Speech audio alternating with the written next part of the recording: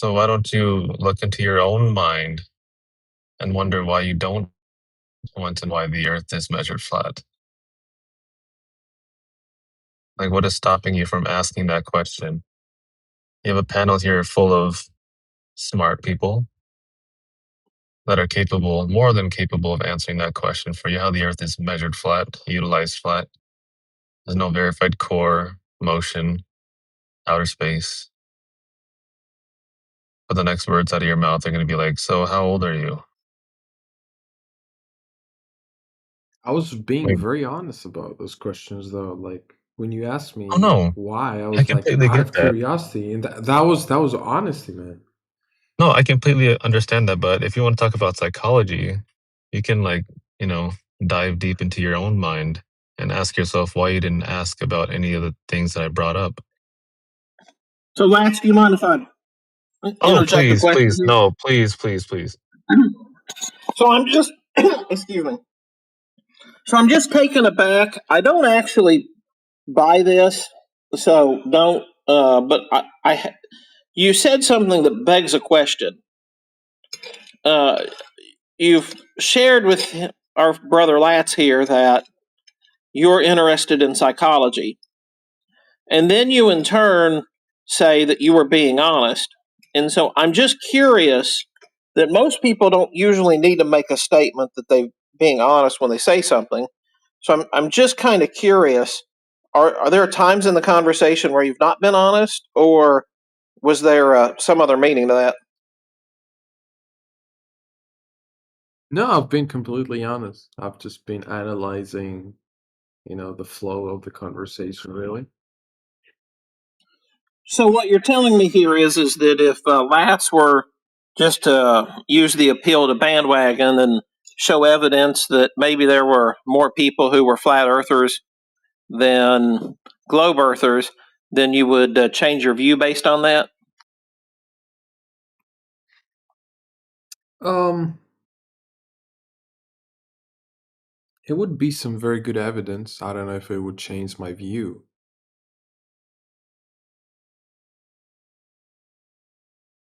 but it would be like, if there's a threshold which I have to reach in order to believe in something like this, that would send it up by a lot.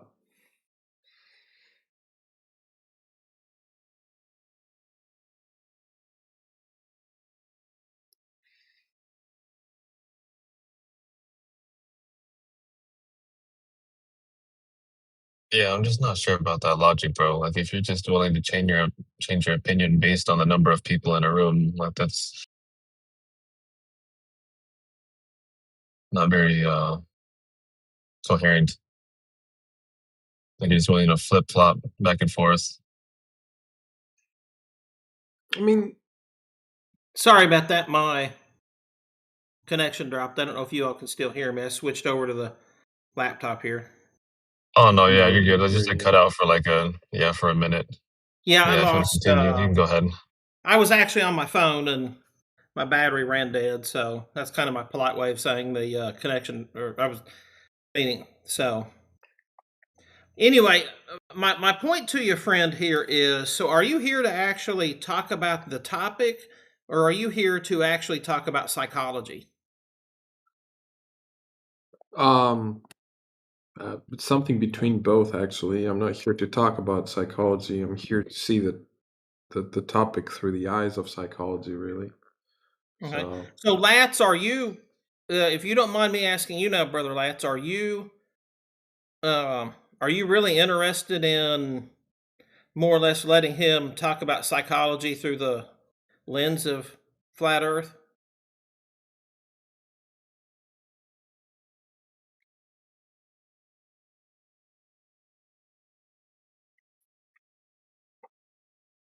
I mean, I'm willing to, yeah, talk about whatever. No, just the reason I say it is it just seemed a little seemed a little sneaky or something. That's the only reason I say it is that I'm okay. I'm okay if you guys want me to leave. I'm being no, I don't want you transparent. to leave at all. I'm just my point is Lat's made a point to you that he's here and I'm here, and I believe a couple others that are, I don't know if they're listening or if they're here, or They're just staying in to keep the server from going minimal activity. My point being, my friend, is that Lats is here to offer you something objective and something real and something that you can go out and do on your own. He's getting ready to offer you some life-changing observations. And so I just wanted to make sure that we were all on the same page here, that he's offering you the concrete. He's offering you observation and knowledge and fact. And so I just want to make sure, and that's the reason I ask. It's not to send you away, not to, I want to make sure that, whatever you're here, I want to make sure that you're happy, but I just want to make sure that we're on the same page, that you're here with a group of people who have observations to share. You don't seem interested in those, and I just found that a little interesting, that usually most people are interested. And so that's why I say it like that. But if you want to continue on, Brother Lats, I just wanted to interject my kind of view from having been listening for a few minutes there.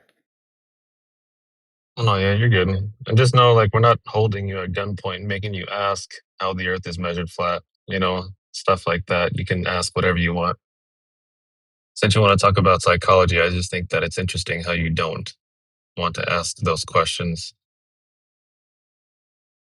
Look, I could talk about psychology, but I don't want to do it because this channel has a clear name and the topic is not about psychology.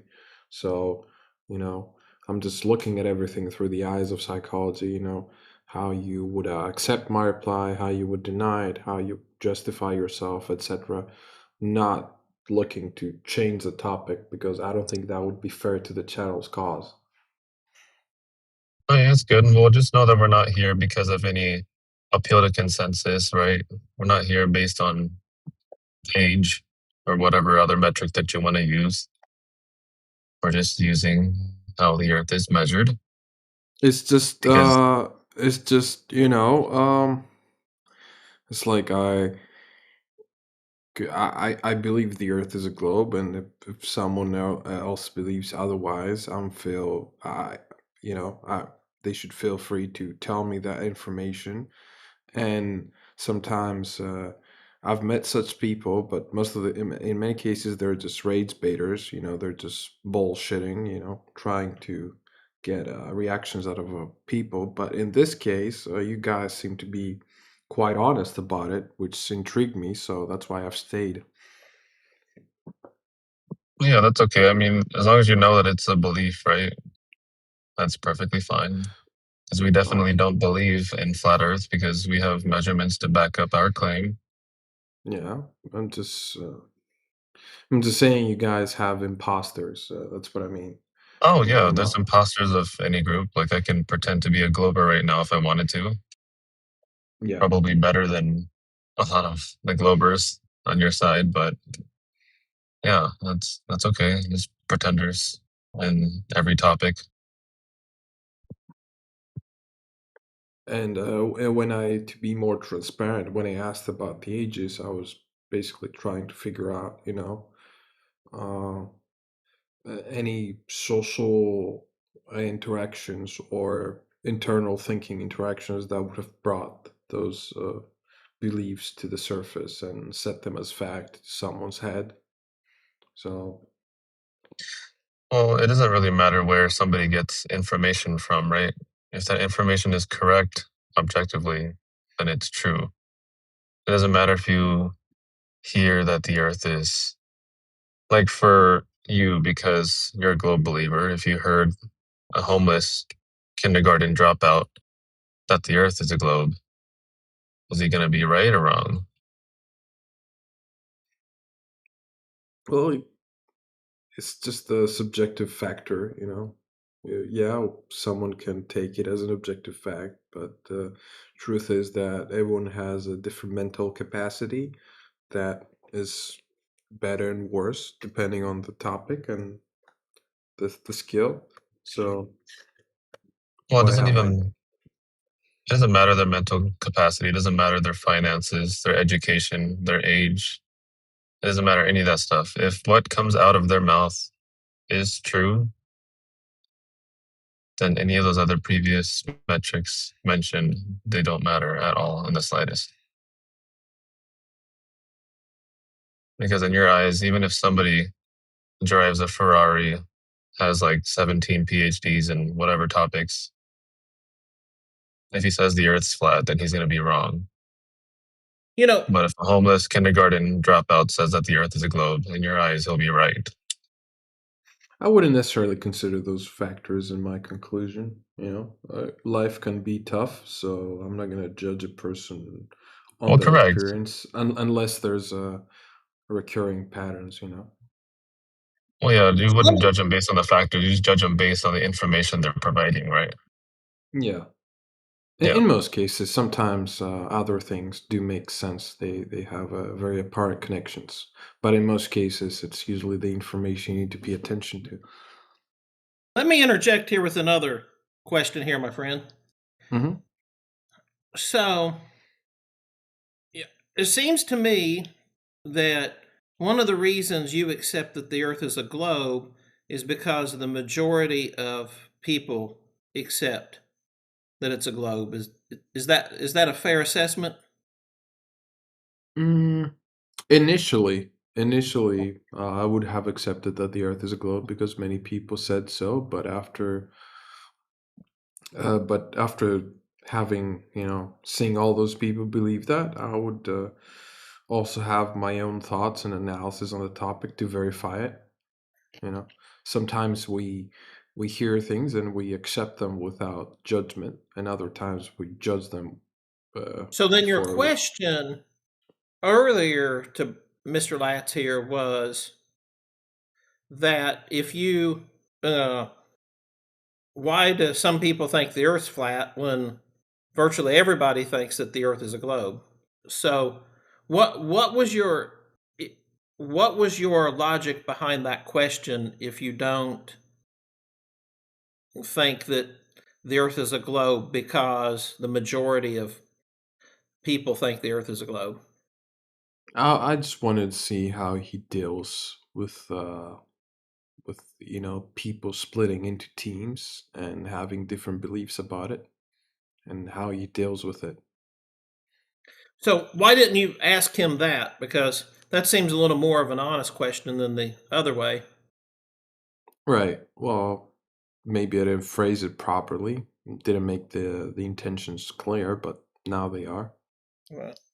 But the point I was going to make to you here is I find it really interesting because you're not the only one. I know now it sounds like you're trying to backtrack from it a little bit. I think that's what you're doing. Is I think you were trying to positively make a claim there through a question, so then you could kind of backtrack it when you're kind of cornered on it. That's kind of what I'm getting the feeling of. But I'll say it to you like this: that I find it interesting that you're not the first person who's come in here and said that, and certainly won't be the last. I think it's actually a fair question. I think it's a logical fallacy, but it is a fair question to ask, and I never blame anybody for asking it.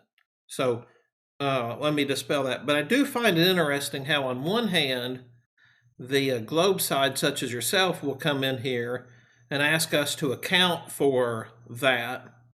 And then on the other hand, they'll say, oh, yay, Einstein said that you don't need a majority of scientists to oppose or something. All you need is one. And all you need is one person. And so I do find it really fascinating that you did default to that. And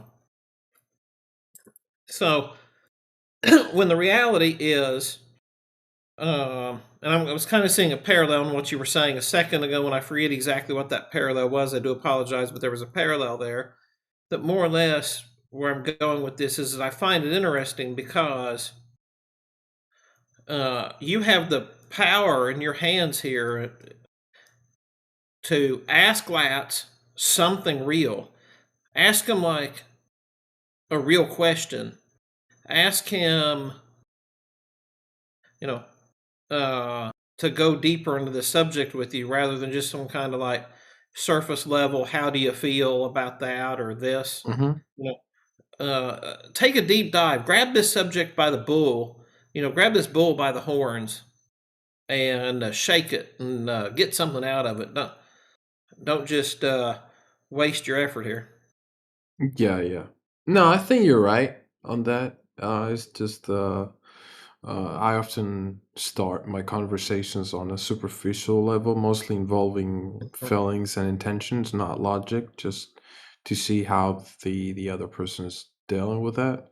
Because sometimes those impressions, the way people deal with it superficially gives you a hint on whether they have some sort of bad intentions or they're actually trying to prove something. And I'm fairly convinced that people here are trying to, you know, the lads is genuinely trying to prove that the earth is flat. It's just, this thing I said about imposters and how some people, they just want to rage bait. But I don't think you or Latch or the person I was talking to before fall in that category.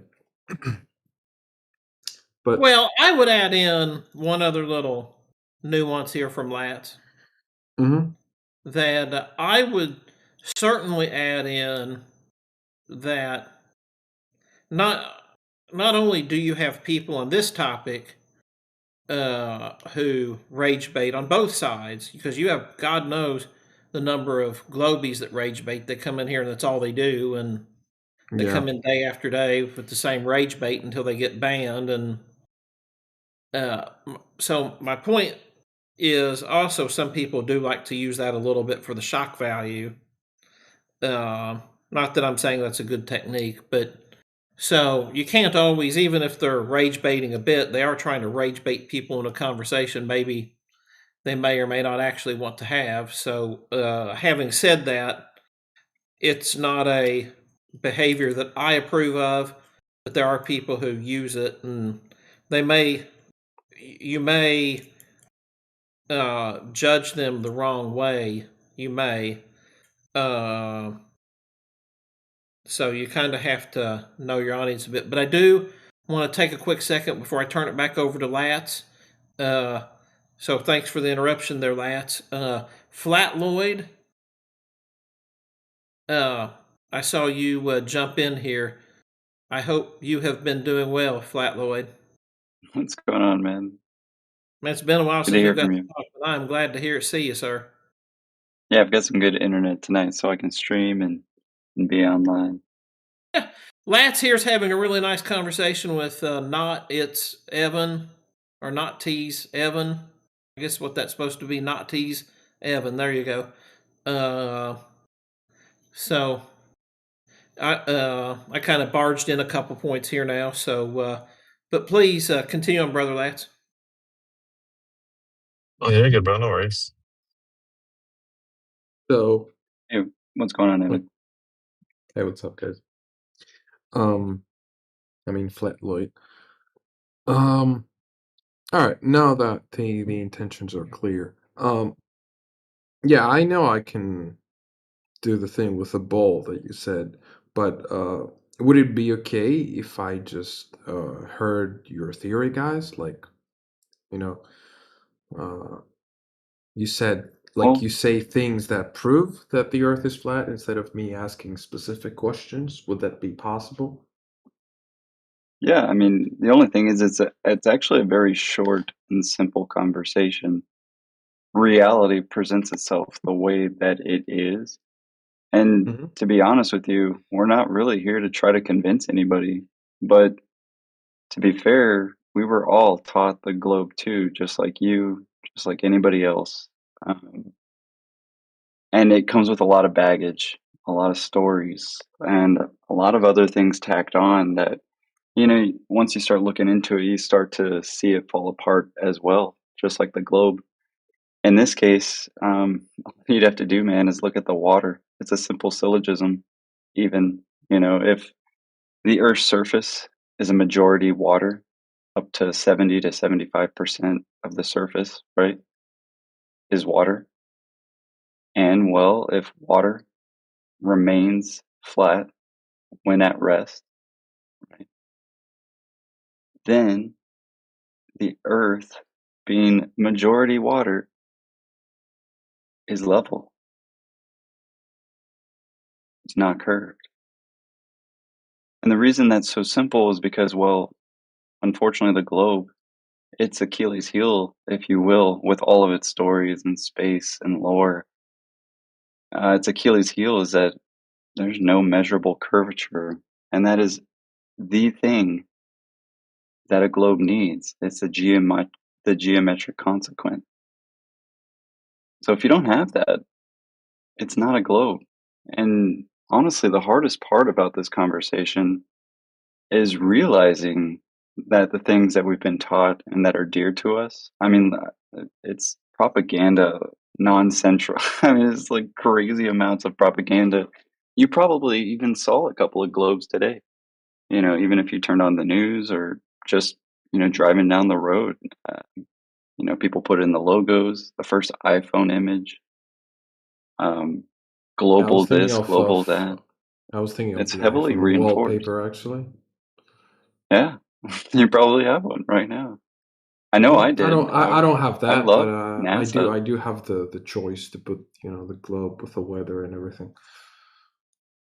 Nice. But I mean, don't get me wrong, I loved space. I wanted to be an astronaut. I wanted to help people and invent things. I'm still an inventor and an architect today. I just, dropped the whole space thing because, well, in 2013, in my architecture master's class, we started studying the sun for the violet hours. And, I spent so much time in the middle of nowhere, West Texas, arguably one of the flattest places on earth. There's a running joke that says you can watch your dog run away for 2 weeks because it's so flat. Almost a play on the aspect of perspective, that it's so flat that it takes so long to even get to the horizon because there's no obstructions. And we All could right. sit here and show you how we proved to ourselves that the Earth wasn't curving, how we tested the globe geometry. And honestly, when I was in the middle of West Texas, I started looking at the sun and the moon and the angles of light and the elevation angles and started to realize, why do I keep assuming a tangent? I don't actually know if there's a curve. I've just been told to assume that there's a tangent, you know? Or, why does the sun look really big or really small on the horizon? Or why does the moon look really big and small at the horizon?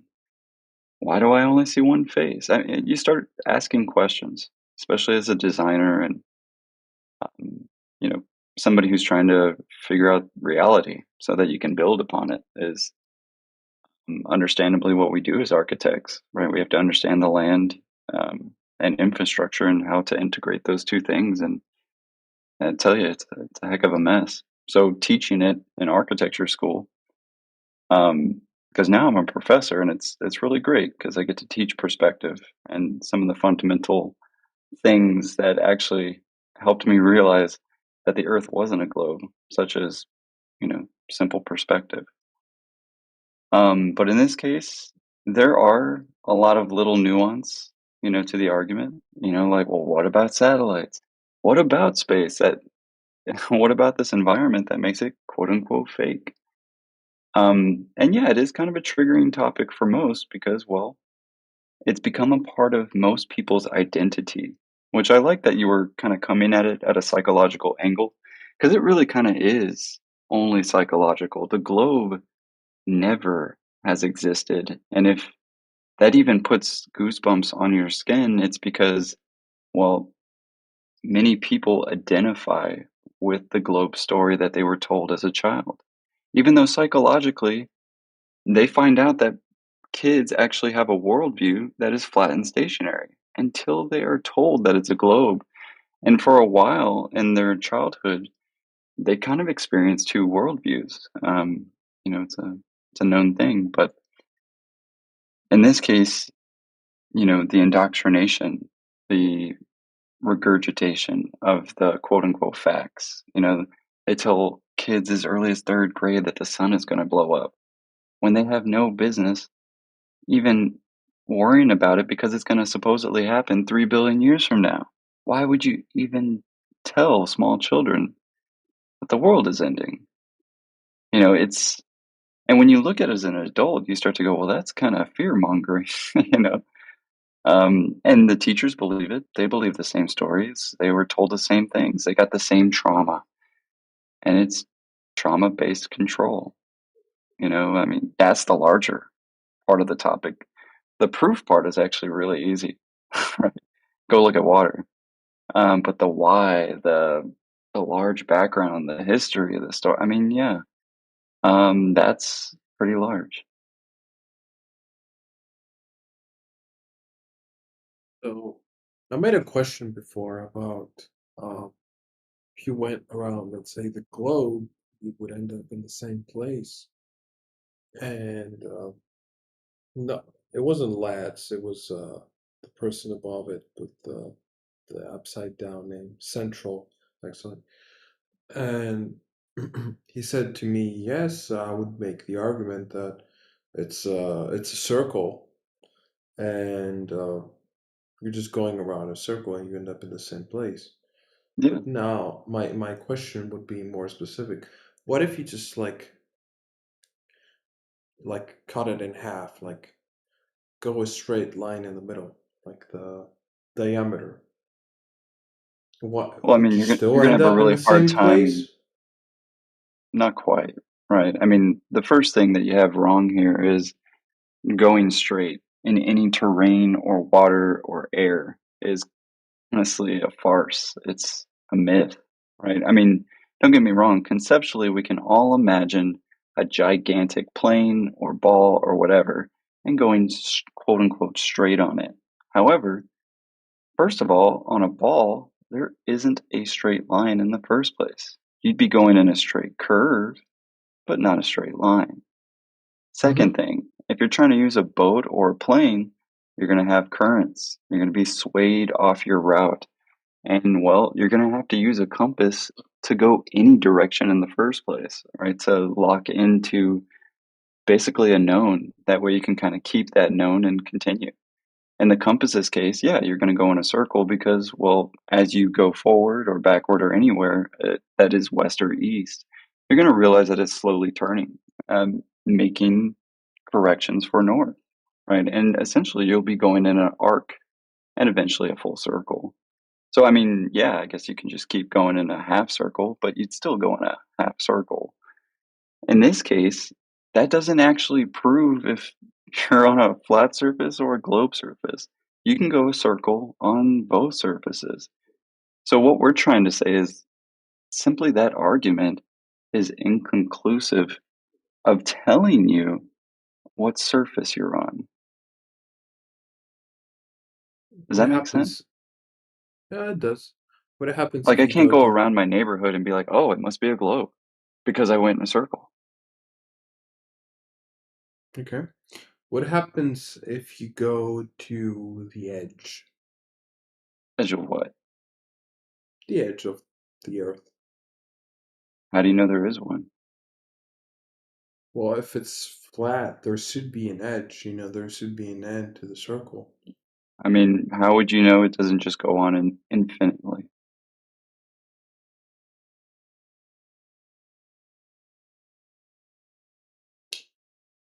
Funny Because enough, the whole ice wall if I edge went thing, to, I would end up in the same place. So would you? have yeah, yeah, I would. You've done that. Interesting. You're willing up to make a hypothetical of a situation, but you don't actually know any of that, and no one does. You don't know anybody who's gone in a straight line towards this quote unquote edge, which I'm assuming you're guessing just like if you went straight south. Well, the direction wouldn't matter. The pattern of movement would. Well, eventually, globe or flat area, you're going to meet some sort of ice wall, right? Because of Antarctica. To be fair, this actually comes from the government. They called it an ice shelf, an ice wall. And at least to my knowledge, Captain Cook and Admiral Byrd, they have quote unquote stories. And again, I wouldn't use them as proof of an ice wall or an edge, just because they were way before my time. And to be fair, they're just stories. Until I can actually go down there myself and experience some things, you know, the ice edge, if you will, is just what it is. Something that the government has claimed in the past, and actually the military calls out, not in a secretive way. They So, just call Antarctica an ice shelf. if the Earth is flat, would that imply that the moon is flat or the sun is flat? Not quite. Just because the Earth isn't the moon and the moon isn't the Earth. I mean, do you look at a tree and go, "Oh man, I must be a tree too"? No, of course not. But that is what they've told us that we live on. So those things that we see in the sky must be what we live on too, right? You're trying to take one story from heliocentrism and apply it to this quote unquote theory. We're not trying to share a theory. We're simply just going, hey, look, reality, and we experience it both the same way.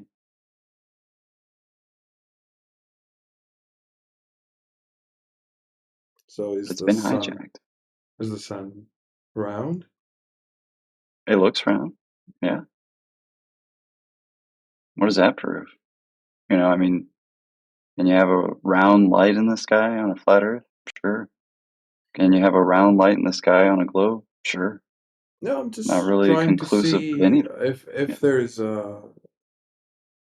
any generalization of the theory of flat Earth, to see But that's what I'm trying to tell you, man. if it It's not. extends to other planets and stars, or if it's just Earth. No, I see the same lights in the sky, right? And funny enough about those lights, if you really look at the planets and the fixed stars, and you look into the etymology of, say, planetos, right, which means wandering star.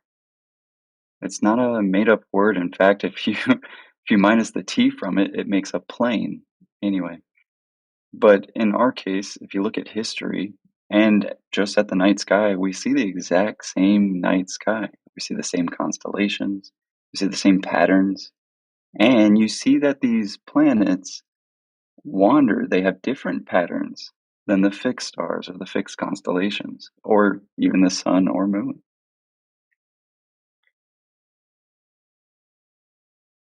They do different things. That's why they have different names.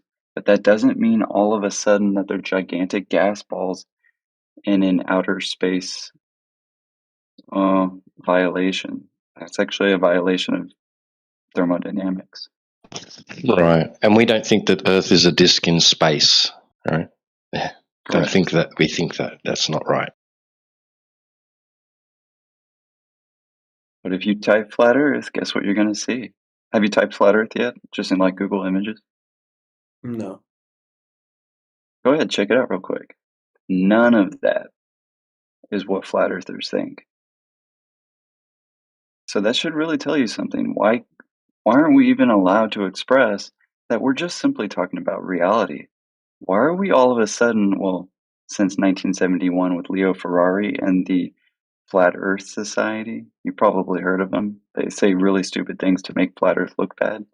But they've been doing that since 1971, which includes a disk in space rising to account for gravity, and of course the ridiculous claim that Australians don't exist. That's right, T-Dub, you're not even here.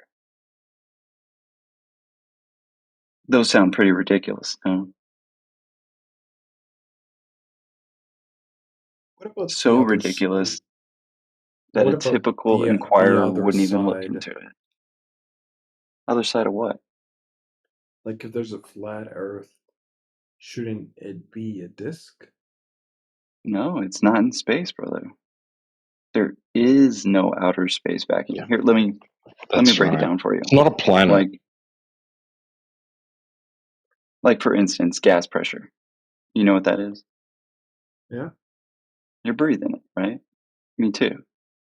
Well, if you were to get a barometer, which requires 2 containers and an opening with a little bit of water, you could measure the pressure of the air.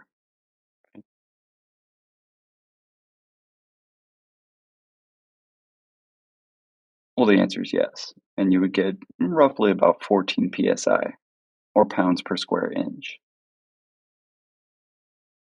Now, according to gas law, gas pressure requires containment, right? In order to have something like gas molecules pressing upon something, you're going to need a physical container.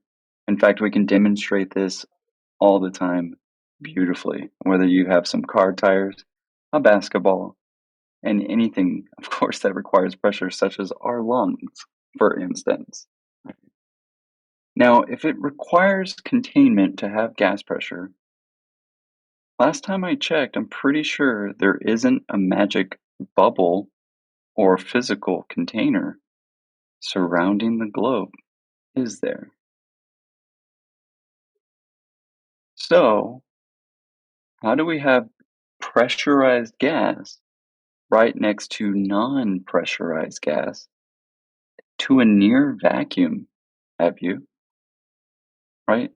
Simultaneously right next to each other without a container.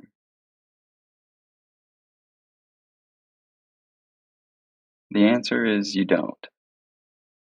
And that is truly how we know that outer space, at least in the environment that you think the ball is in, does not exist. So, no, of course, we don't think that there's a disk in a place that can't even scientifically exist. You can look into Boyle's law, Gay-Lussac's law, all of these gas laws that will express the exact same thing, the problem of entropy in thermodynamics. You can't have a pressurized system next to no pressure. In fact, they'll want to equalize violently if you actually look at the definition. And it's true, it is quite violent. If you've ever seen somebody puncture, like, say, a vacuum tube, or you open up a can of shake soda, the reaction is quite violent, when that small opening happens, right? We've all seen the space movies even where, the tin can in quote unquote space gets a leak or a crack, right? And suddenly something happens to the people, right? The pressure gets all crazy and people explode or their skin boils, and we get kind of all this sci-fi, right? But those are good questions, man. Right. However, the answer is no. We don't think that there's a disk in space. That would be ridiculous because it would break scientific law. I'll think carefully of what you said and decide. And you don't have to make a decision, man. No, I'm I think just for a saying lot of people I it's have to different. go because it's like 4 a.m. So Oh I'm shit, just man. Well, yeah, I'm peace, just kind brother. of starting to die. Come back and on a fresh, uh, fresh battery. All right, all right. Take care. Take care, man. He's like, whoa, man, this got way too real. I gotta go to bed.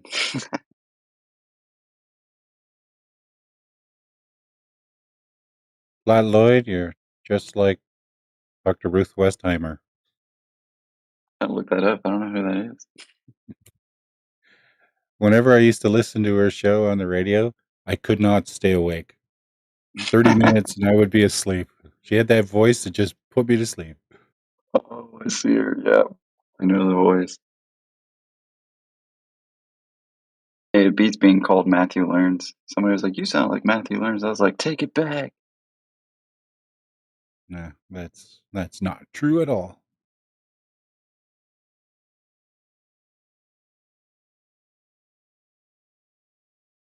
Because you've never said that it fits the globe theory.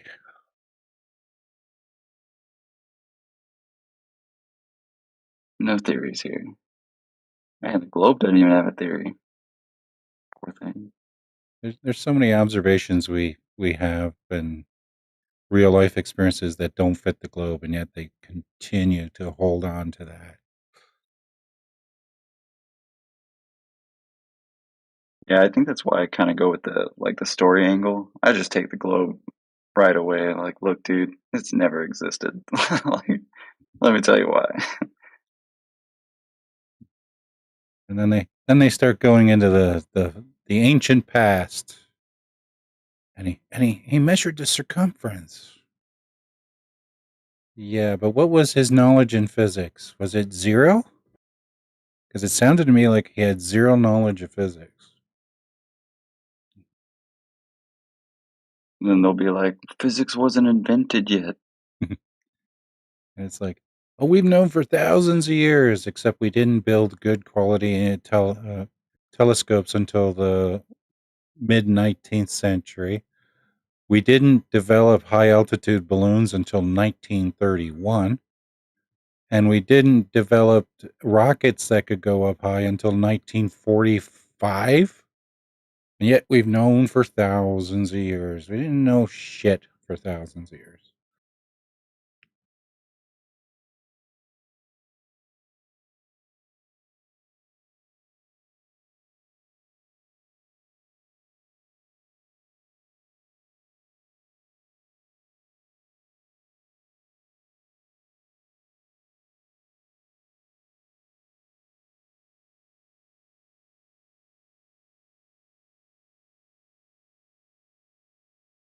But I like that guy earlier who tells, oh, it's the plane routes that tell us it's a globe. Really? So now you're a one of those people that set up plane routes and know exactly everything they need to know about moving an airplane from one section to another section of the earth. You're talking about that Okay, Cholo right. guy, Gunslinger? Yeah, just the last day or so, he was trying to talk about that. That guy's annoying. He just waits for you to stop talking and then he just continues to talk when he was talking before you. I hate when people do that. They don't listen to what you're saying.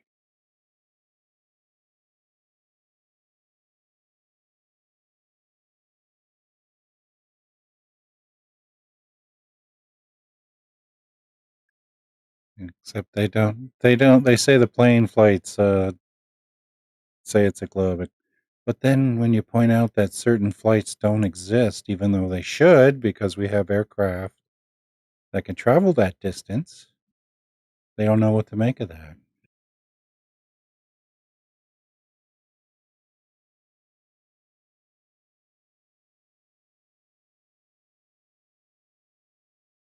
Yeah. Well, that's why I had to break down. I mean, that's a big myth too. Like people who think you can just go in a straight line, and you can tell like who's never been a Boy Scout, right? You know, like here, find your way out of this forest with this compass. Good luck. You know, like You can go in a straight line for maybe 100, 200 meters, 300 meters. That's about it. dude, maybe like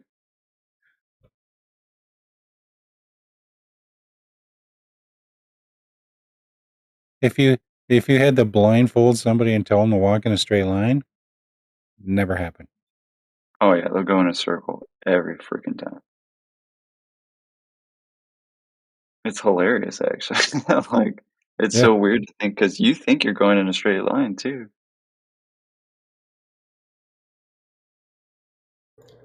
Maybe you are going in a straight line, but the Earth's going in a circle. There's no straight lines on a globe anyway.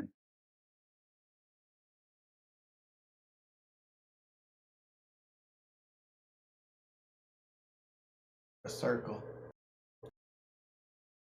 Yeah, none on that either. Bye.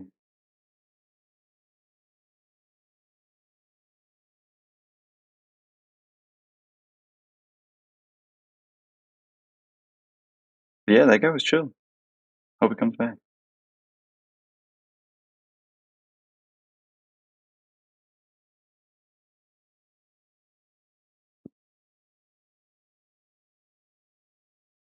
What the hell? Timbo? Are you hot micing again? Good to see you, man. Remember, Timbo doesn't exist.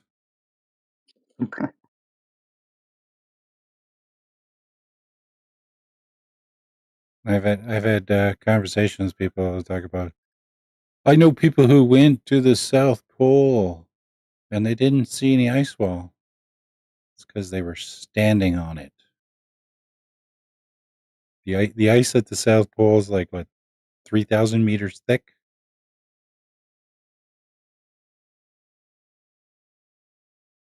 And I mean, no joke, true story. My dad and his twin brother are headed to Antarctica right now from South Africa. Board one of those flights. Oh yeah. You know how much the ticket costs each? They're expensive. They're anywhere from $60,000 to $108,000. $223,000 each. Wow, that must be one of the more expensive ones. Man, It's is your dad an nuts. architect too? No, architects don't make that kind of money. I was invited to go from my client. We have one of my clients became a family member by marrying my uncle. And, hell of a lady. Won't get too much into it, but yeah, I'm blessed for sure. But yeah, he's over there right now. And it's funny because my dad's now a flat earther after years of talking and going to the beach. And he's in his first year of ridicule. You know what I mean? Like, oh, so you're the flat earther. He hates that. It's like, oh crap. I gotta explain myself again. I was like, don't worry, you'll get good at it.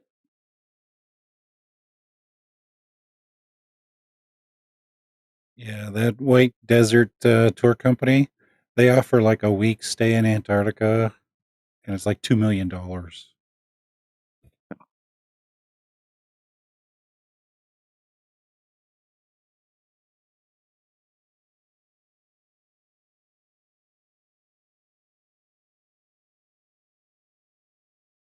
I mean, just knowing that alone is like a red flag. Like, why is it so expensive? Why do you have to have all these Yeah. permits? Why do you have to qualify and go through drug screenings? And why do you have to pick up your shit and you piss and bring it back with you? Like, it's so weird. For the penguins, man.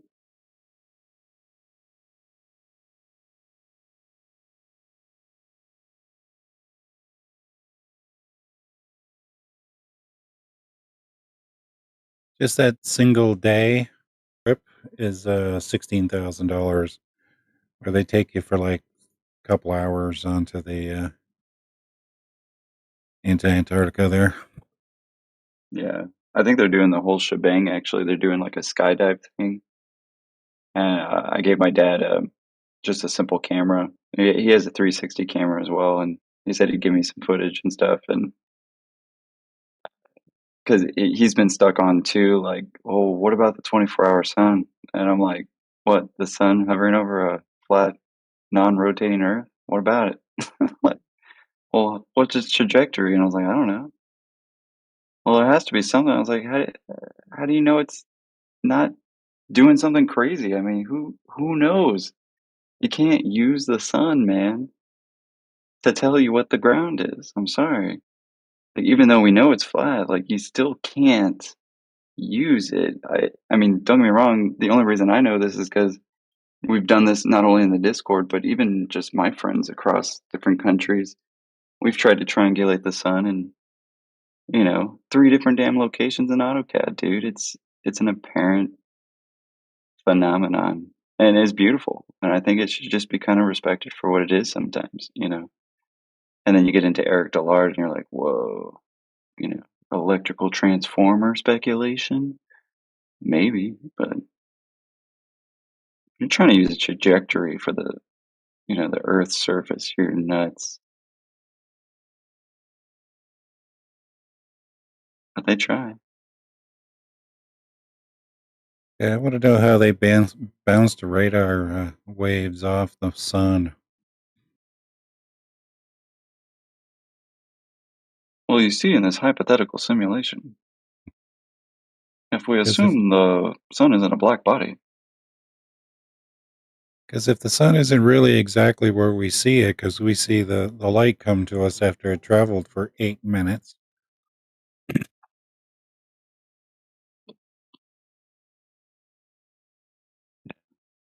or why isn't there just a crap loader for fraction? The sun's actually over there, bro.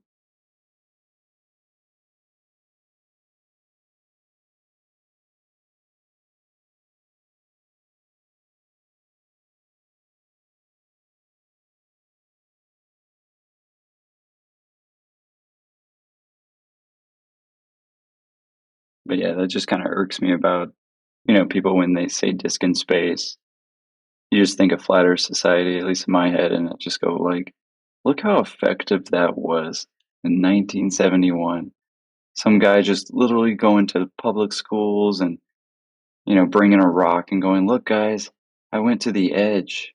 What do they all ask about? Where's the edge? Like, Yeah, I was just listening to you speak, and it made me think about Proverbs 25:3. No one can measure the height of the skies or the depth of the earth. nice. Well said, man.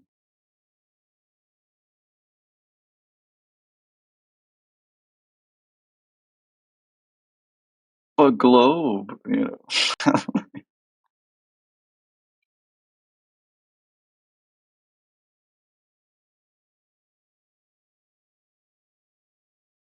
Well, according to the Globers, the Bible's wrong. They claim to have the measurements of the depth of the earth.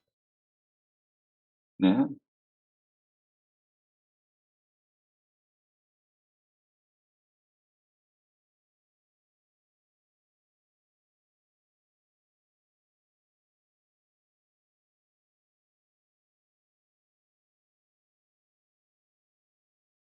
I just thought it was really interesting.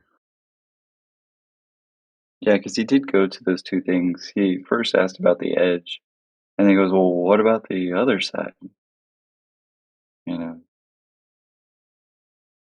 just tightly holding on to that globe. What about the other side of the ball?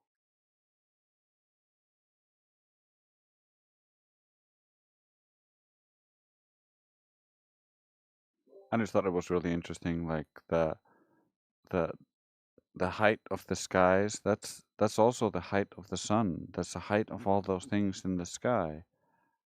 And the depths of the earth, we can only drill so far down. Like, Yep, there seem to be limitations to what we can perceive from our position in this realm.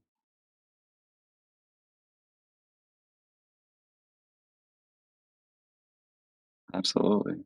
I didn't even respect it at first, but even after that line, I respect it again more. There's just some things that you kind of have to humble yourself and go, you know what? I might not actually ever know that. But it's Maybe, really of course, it's interesting. not supposed to be. Sorry, Tracy. Yeah, exactly. Like, maybe we're not supposed to be able to understand that, but it's still really interesting to try. There's nothing wrong with trying, but you also got to understand that we can't test it, so you kind of gotta expect to fail. Yeah, and just because you fail doesn't mean it's automatically a globe. Yeah. So That funny to me. yeah, you would determine if it was a globe from the measurements of the surface. Like, if the surface was curving, then that would necessitate it curving somewhere, and then if you continue to measure curve, you'd eventually go like, oh well, then it curves into this ball. Like, that would be the measurement of the earth curving. That would be the prerequisite for the earth to be curving. But if you see the sky and you imagine that that's wrapped around a ball, and it's all based on these imaginations you have based on the sky. You're trying to infer the earth based on the sky, and then you're trying to calculate the depths of the earth based on your imaginations about how the sky works. Like, it's really a really far reach.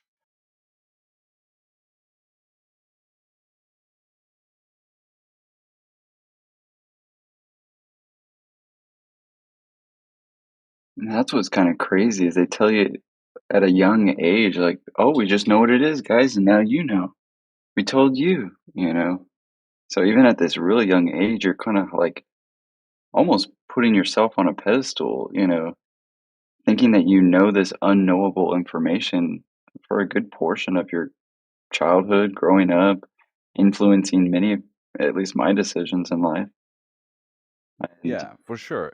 And they even frame it like I remember in school when I was reading about this, and I remember reading in the textbook how like flat earthers were archaic and they were dumb for thinking the earth was flat, but we're so much more intelligent now because we have this information. And then I remember asking my teacher in the same class like, so why don't we fall off the ball then? And she was like, gravity. And I was like, okay, so how do I learn about that? How does that work? And she was like, I can't explain that. Like and I just had to accept it at the time. And so my whole life up until the point I actually learned how gravity worked and the different theories of gravity, I would just auto accepted that because it was programmed into me as a child, even though I tried to resist it a tiny bit by being asking some questions. But it's not like the teachers at that level have that information to teach the children. So why are they exposing the children to this so young?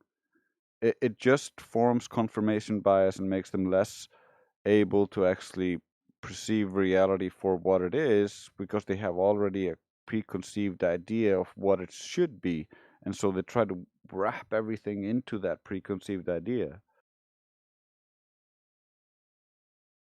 I mean, exactly, spot on.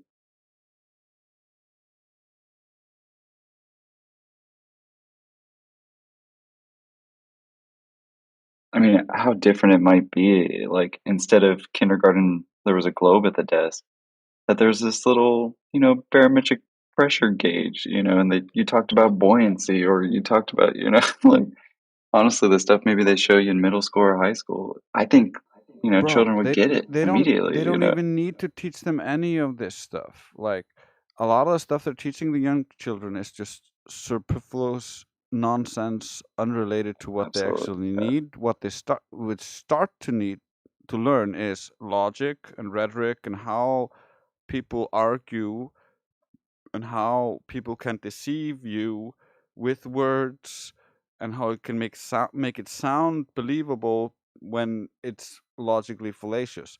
And so if you give them that foundation, they can evaluate everything else that comes after that. If you take away that foundation and fill their minds with just things that they will auto forget because they never use it, logic you'll use every time you talk to someone. It's something that like you'll train once you know it. But they teach you geography. You're like, well, this mountain in this region is called this, and it's this tall, and this guy discovered it back in that time. And when you're tested on like, what year did this guy discover it? What was his last name?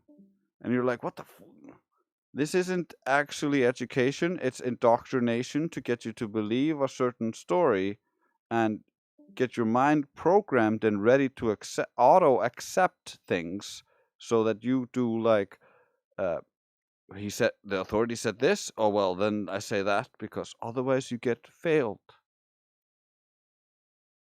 Yeah, You're a failure to society. You're dumb if you don't respond to with their responses. And so you get entrained or trained to be a follower.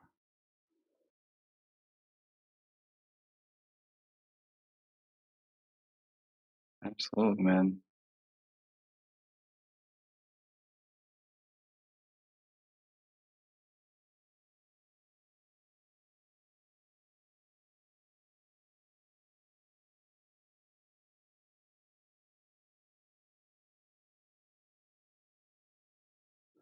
I just want like appreciate the most about our group of people is that we try to teach critical thinking, we try to teach logic, but a lot of times it gets kind of lost because people just don't know these things to begin with, and so it feels so alien to them, and so it's kind of like, oh no, you're gotchaing me, you're getting me, because they're already kind of invested in their side. They're like, my side versus your side. I gotta defend it. Uh, and part of it's because we ask them for the proof. We ask them to like prove their point, their stance, because they make claims without substantiation. However, that's not the best way to actually get them to understand where they're wrong. You gotta kind of get them to understand that, like, we are together, you and I, understanding this issue. You believe this, I have evidence here, and like, you believe this because these guys told you this. It's not, you're not the guy. You're not the guy with the evidence, and you're not the guy who like is actually pushing this claim. You just believe it, and so you parrot it forward. But to get them to uh, actually understand it, you kind of gotta get them to look at it from a different frame. If they are too antagonistic, it's just they're not never gonna see it because they're predisposed to fighting it.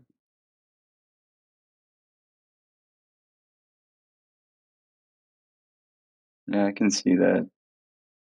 Just because, like, I kind of felt the same way when I ran into Flat Earth Society. It was just like, ugh. But honestly, I didn't know that there was a Discord and you know, just people talking on the internet in general in 2013. I kind of lived under a rock and did mostly architecture studies, but you know, one of the first things I did was like, man, what is this about? Is the Earth flat, and what is the history of this kind of thing that I remember kind of laughing at in second and third grade, but you're immediately kind of turned off by that information, and it's completely fallacious. Like, but that's what's weird too is they kind of conditioned us to accept faulty logic as well. I mean, you see it in cartoons, commercials, just about any media. It's almost like a joke, right? To be like the dumb fallacious guy, like it's practically Yeah, Homer Simpson's like trademark, Like, yeah, and the thing is, when you understand logic and you're educated in rhetoric and logic, those things are actually funny. And so when we're listening to the Globers, a lot of times it's super funny. However, oh, uh, exactly. that's also, I think, why they kind of removed that from society, because if you don't have an educated public, an informed public, it's very easy to manipulate them and get them to do whatever you want. So it's in the interest of the the ruling people to keep the public dumb and unable to actually uh, analyze what they're being told and realize that what they're being told has no basis. It's just fallacious fluff, emotional appeals. No, definitely. Which is why I think we get bombarded with honestly information and story after story. Like, like the most recent one, Charlie Kirk. A lot of people just believe in the story, the assassination, blah, blah, blah. And you come to find out that there's a lot of connected people, behind these things. You don't, I didn't even know who Charlie Kirk was before actually the event. Um, but it's a whole rabbit hole of information to where they give you both sides, and you really have to know your logic and critical thinking skills in order to really actually go, wait a minute, that is suspicious. That is a conflict of interest. That is, not just coincidental. Um, I think that's kind of learned along the way too. You kind of have to experience that yourself, which is kind of like on the lines of what you were saying, right? Like it's so hard to kind of teach critical thinking and logic because, at least in my opinion, it's something that the person has to experience. and correct themselves. Oh yeah, the thing is, I went throughout my whole life not understanding any logic. It wasn't until Flat Earth that I learned logic. That's how bad it was. Uh, but throughout my whole life, I thought like this seems wrong. This seems like it's just nonsense used to confuse people, and all sorts of weird things. People experience these things, but they can't put their finger on it because they can't name it, and so they have a harder time being like identifying. Oh, that's the same thing because it has the same structure. Like you learn that in the logic, but to them they're just like, oh, that sounds okay, but they don't realize it's the same thing as they got confused by last time. Last time they learned from the mistake, and they're like, I'm not falling for that thing again. But they limited to that specific thing and not how they got fooled into that thing in the first place through the fallacious logic.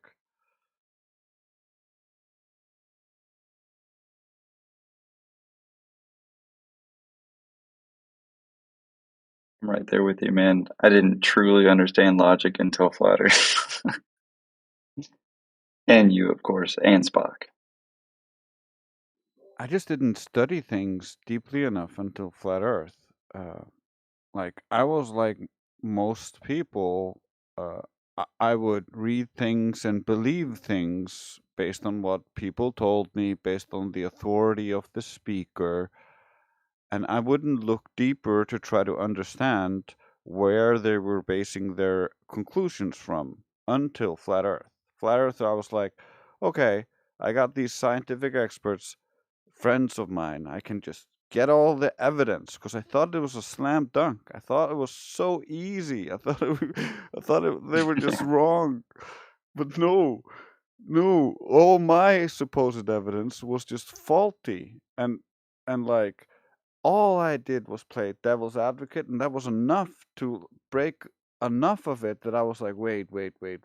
Now I actually need to consider some of this and think about this more deeply. I need to look at the actual observations, the foundations to the experiments. Like, what is the experiment doing here? Like, what are we actually manipulating? Oh, we're manipulating the air around the object. We're not actually manipulating any gravity. Well, what happens if we do it the other way around? What if we, instead of removing the air, we add more air?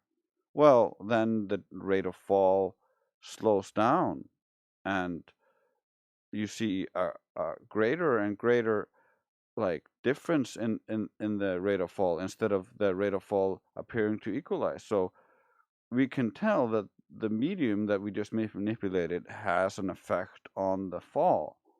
Like, that's just apparent. But they draw from that conclusion like we removed the medium, therefore there's no medium. No, that's not true. You didn't make an absolute vacuum. That's an assumption. And so it keeps building on these tiny little assumptions, tiny little like inherited assumptions, like the globe, the earth is a ball, and it builds on those assumptions, and all because like the sky looks spherical. Yeah, Pythagoras started this nonsense long time ago with his secret cults, and this spread within secret societies and into royalty, and from royalty into their closest circles, and eventually into the church. Uh, the public didn't get this information until the Jesuits started teaching it. Before that, everyone who was not part of the elite club were flat earthers. So they tell us 2,000 years ago, uh, we knew the earth was a globe, but we is the royal we, not the select tiny minority group. It's the humanity, the general humanity. So for 2,000 years, they kept their secret cult doctrine within their little group, And then after they started debunking it with more elaborate tools and calculations, well, then the public gets this information. Then the former secret doctrine they spent 2,000 years refining and reifying this globe into existence gets sold to you as the holy truth. Meanwhile, all of the anomalies and issues that they find become their new secret doctrine. That's just how secret societies works.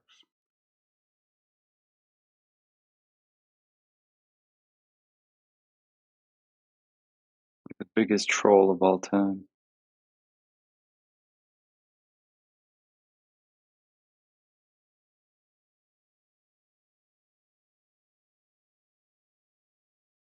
But you're right. It's gotten to a point to where it's embedded in the culture. It's literally taught to the youngest of age, right? And propagated by nearly every generation now, you know. But Yeah, you see it in even in the cribs. The cribs have like rockets and globes, and then they watch the baby cartoons, and they got space oh and my god, rockets, and yeah. it's all over the place. Well, I was even just trying to buy, a gift for a baby shower the other week, and we were noticing it was for a boy, and the only choice we had was cowboys in space.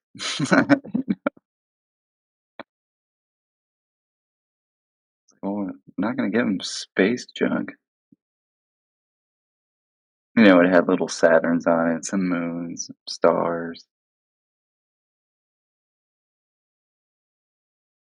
which isn't inherently bad, but it just, me and my wife especially, she sees it like a mile away. She's like, "Are you sure you want to go to that store?" And it's like, Planet this or Planet that. It's like, yeah, it's just a name, but you can't like just throw everything out of your life. You're surrounded by a quote unquote global system. You know, Yeah, you just smile and wave. You know, yeah, I you go can to roll with the Planet Fitness. punches. you must be a Glober. Yeah, fake flatter. But it's funny because at least in my wife's head, she's like, well, that's associated. Like, yeah, but that's also a logical fallacy. Just because somebody goes into Planet Fitness doesn't make them a Glober. Oh, Yeah, it's all or nothing. I come in here while I'm in there, and I talk while I'm working out, hoping somebody will say, "I think the Earth is." Dude, it's becoming more common. I actually got ambushed by my students today. Well, to be fair, I did. I do like my last week, and I talk about the calendar system, and I talk about the money system, just because it's an intro class into architecture, society, and culture. So, I mean, why not? The one governing thing is, definitely time and money. And it's definitely ingrained into everybody. But it has me talking about the sun, moon, and stars, how we use them for delineations of time, and that the ancients did too. I even show them that meme that I constantly post where it shows all the different societies had a flat Earth cosmology, and by the end of it, actually, there was like 8 of them. And this one student, bless her heart, she's got a certain spine issue, and she has these mechanical legs. She's absolutely brilliant, but she's like, "Sir, can I share something with you? I'm a linguist, and everything that you're really talking about is really resonating." And it turns out she goes up to the board. She starts like explaining, the etymology of bank, and it comes from bonk, and it comes from like the Babylonians, and she starts talking about her time in Switzerland and how in the very north, it reminded me of like Drace when he talks about the north. The kind of individual Viking stories and the oh my gosh, I'm blanking on the names. The Nordics. I can't remember the name, but she was just Yeah, so Nordic. excited. Yeah, but she started talking about the firmament and Jewish mysticism because I guess apparently she studies Hebrew and is a part of the church and whatnot. So she just started spilling the beans that that she knows the Earth is flat, and I was just like smiling like a proud professor, just like holy cow. you know, we'll use the name Melissa. You know, Melissa, dang, you know, I didn't realize this about you. And like the other 7 students were like, you know, nodding their head like they knew, you know, and it's just so. I told him, I go, wow, you guys, you know, 8 years ago, I couldn't even have this conversation. I'm just extremely proud of you, all of you. You know, Yeah, that's awesome. it was pretty impactful. It was great.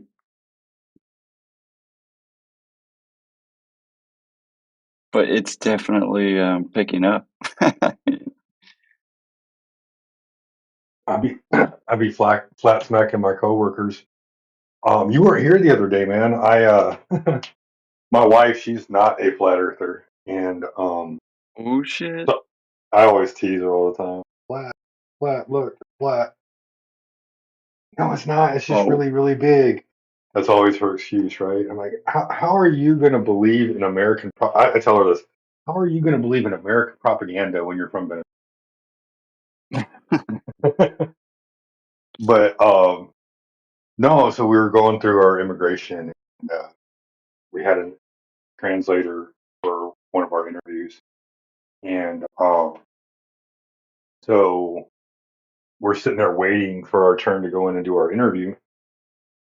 And I'm talking to her, and she's like all into like non-GMO and living off the land and all that stuff. You know, it's like she just can't wait to do all that. She's just biding her time. And what was it? I told like after about an hour of talking to her, I told her I was like, "So you're pretty far down the rabbit hole." And she chuckled, and I was like, "So do you know the Earth is flat?" And she looked at me. She's like, "What?" I was like, "Do you know the Earth is flat?" She goes, "I don't believe in that. Do you believe in that?" "I don't believe in it. I know it, and I can prove it to you." I told her, I said, "When you go to the beach, stand out and look out over the ocean, or even to a lake. You look out over the lake. You're about 5.5 feet tall, so your eyes are about 5'2". That horizon is about 2.5 miles away, and I promise you, you've seen things 5, 10, 15 miles away, and the horizon was behind that. You know the Earth is flat. You just always believed it was a globe because of propaganda." And her eyes got all big, and she's like, "Shut up! I'm gonna go home, and I'm never gonna sleep again."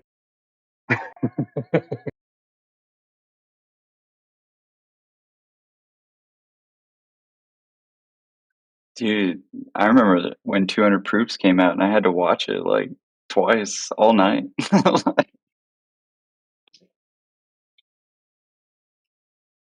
I mean, I No, but gave her the lowdown. I was like, the globe comes from the celestial sphere, based off of how your eyes work. The Earth is flat, and then it looks like there's a dome over your head because that's perspective. Everything's converging, and your eyes are orbs. That's how we see. We can't see anything orthogonally. And she started thinking about, oh my God, you're so right. And then she tells me, she goes, when I was a kid, I used to have dreams about the firmament.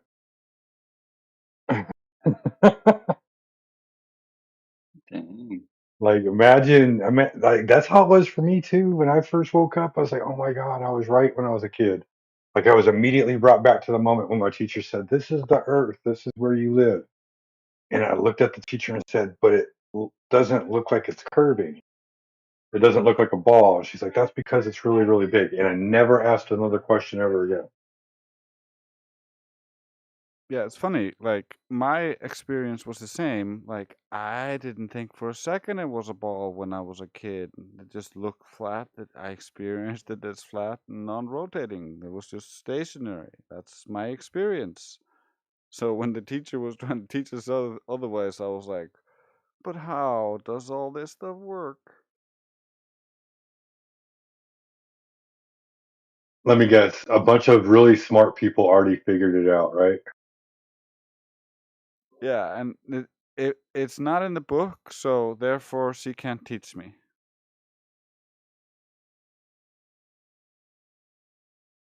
That's one of my favorite B.O.B. lyrics. Not in the book, not up for discussion. Yeah, my teacher literally told me that, so that's why I was like, "Oh, okay." And when I heard B.O.B.'s lyric, I was like, "Yeah."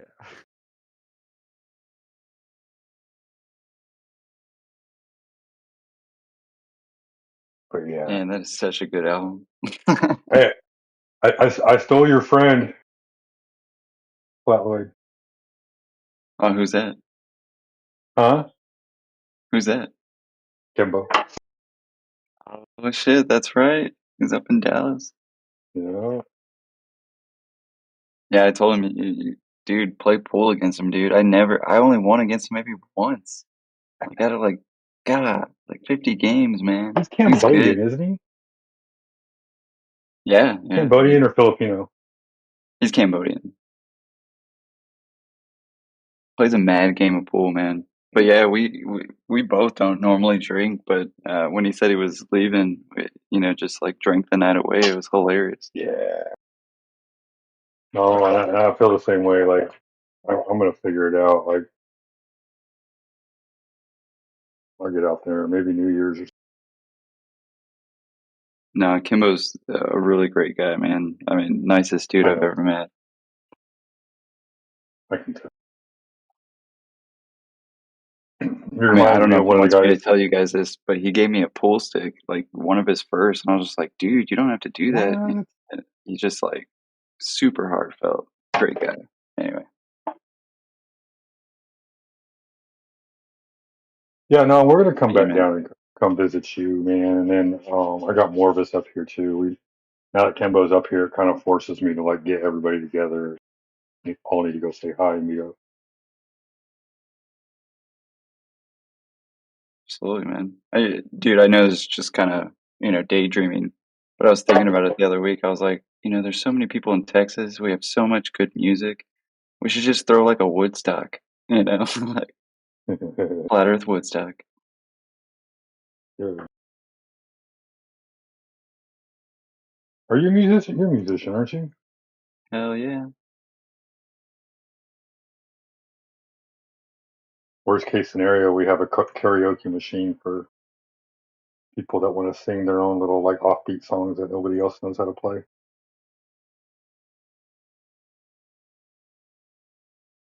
It could work. I think it could. Yeah, I met Oh, I met man, where are we Morris gonna too. have it He at? came down here Oh, I did. in Austin, right in the middle. Not in the middle. Nah, we'll do somewhere crazy like Waco. Waco, right? We'll go hold up our meeting at the ranch. There you go. You know what ranch I'm talking about? The Ranch, King Ranch? No, Which one? the ranch Dude, there's so many where ranches. David Koresh was. Gotcha. He ain't using it.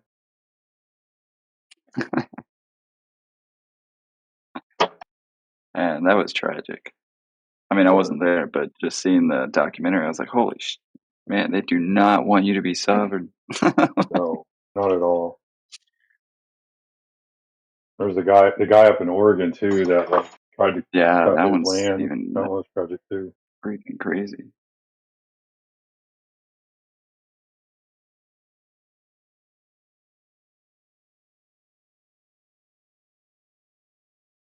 But yeah, I concur with what you were saying the other day, Sheepdog.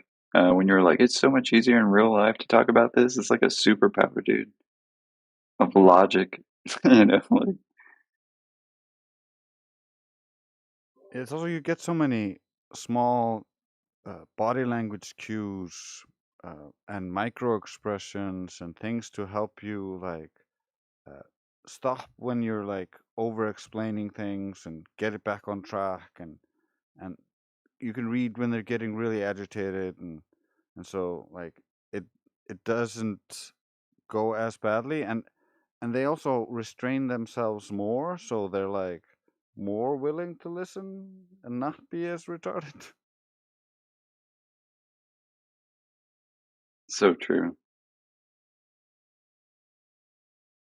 Yeah, because you can know when to like play a joke or break the tension, those kinds of things. And yeah, on Discord, unfortunately, you don't really completely know if somebody's being genuine until you spend weeks with them.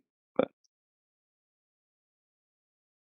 even then, I mean, we've had some LARPers for like 3 years in. It's like, wow, playing the long game, dude. Yeah, but they ain't fooling no one. Do you remember Exactly. Tim? Tim had me fooled. Dude, that one, it had me fooled too. Not for all that time. For a while, maybe. No, I mean, the last few months that he was starting to get super kind of like atheistic, I was like, man, what's up with him? You know? Everything, like man created everything as in a humanistic personality to explain things away.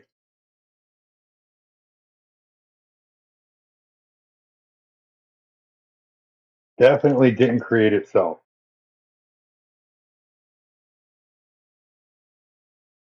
I agree. Cakes don't bake themselves. No way. Hey, Dre, she did a really good job with the music channel, man. The Flat FM, that's pretty dope. Yeah, it's getting even better. Do you have I your just music added in there? I have some of it in there so far. I have Like much more music that I've made that. Mortician and what's the other one? There's another one out there. Oh, I love that one. Mortician's great. Yeah, I don't have the old ones that I made in there yet. Like You gotta put currently, them in. I just have like a small sample to test it. Uh, Right. as I was testing how long it would stay up, how good the quality was, uh, I ended up removing because I had two radio bots, the same exact tiny radio bots, on the same Hmm. virtual machine, and so I Okay. deleted one of them off it because there was some slight issues with quality, and that should be fixed now. You're welcome to use my playlist from what you can call it if you want to. You're on there, CD's on there, MIDI HC's on there. I mean, I know they sample other popular music, but still good music.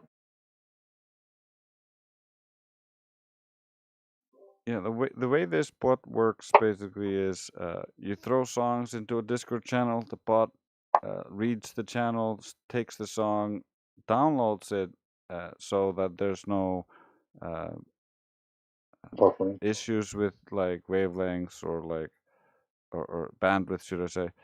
So Right. like that way it can play it and without stuttering or wavering, and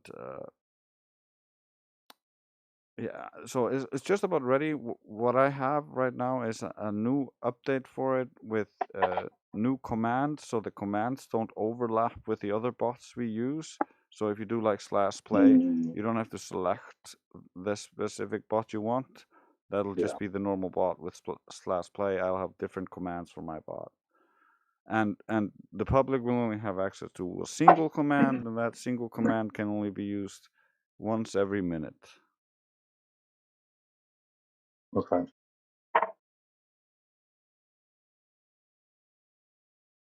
I mean, you could do it /FM play /FM FM. It's just basically it's start if you want it to start, and Uh-huh. then stop if you want it to stop. If somebody's dragged it into a different channel and is using it in a different channel, you can /stop, and it'll leave that channel and join the primary channel it's supposed to be in. Hmm. There's a couple of commands like that for the DJ role. Like you can look at the list instead of the queue, and you Right. can move songs around in that list, or you Oh, can cool. do next instead of skip, and stuff like that. You got random on there too? Yeah, you got random on there as well. Okay. Except I think normal bot uses shuffle, so we use random. Okay. I'm just seeing maybe. I love the idea. Like I wanted it in there also because like some people they come in they just want to hear stuff. They just want to hear background noise, and so maybe they're studying and they want to listen to music. You know, they just want music in their background. and I think it's a great room. And then I also think another room that would be a great room is just a classic hits. But we got to figure out a way. I think Magin is working on some things, so shout out to Magin. We got to find a way to consolidate everything and then just create like a hits room. Maybe if I have time, I'll sit down and function around with the bot.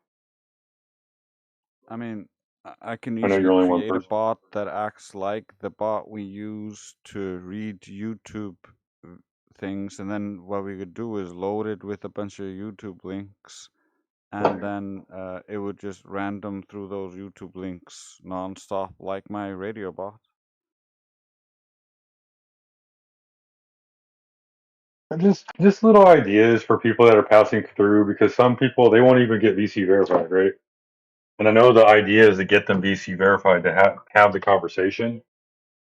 But I mean, honestly, I'd like to you know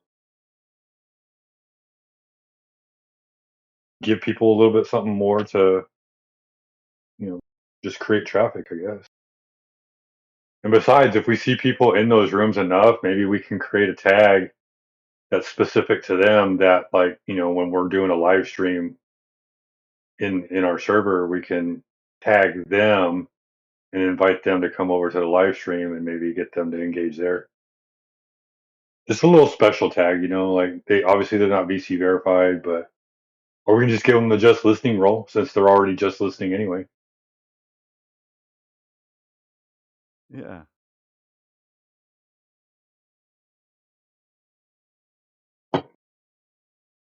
But oh, I don't. Did you? I don't know if you heard me say this before too. I kind of would like to see. I know I'm just a gold, so if you want to bring it up through the moderators and take a vote on it, like a tag for uh, academians, the academics of the Globers, people who swear that academia is the answer to the globe and everything like that, and they know their arguments really well. Um, and even like the idea of a silver globe earther. So I don't know, maybe we could make them the academia. I like the idea of having some way to mark those that sound like they have degrees or have degrees. Right. They're a little more advanced in the arguments. They don't get all bent out of shape and spiral and everything like that. Like they actually help produce conversation and content.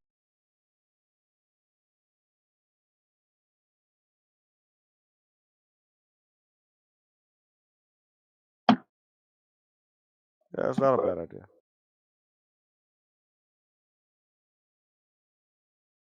I guess I can make a suggestion.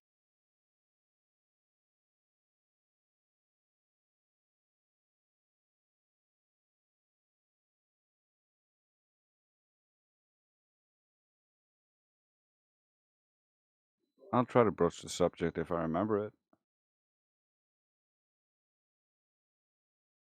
No worries, man.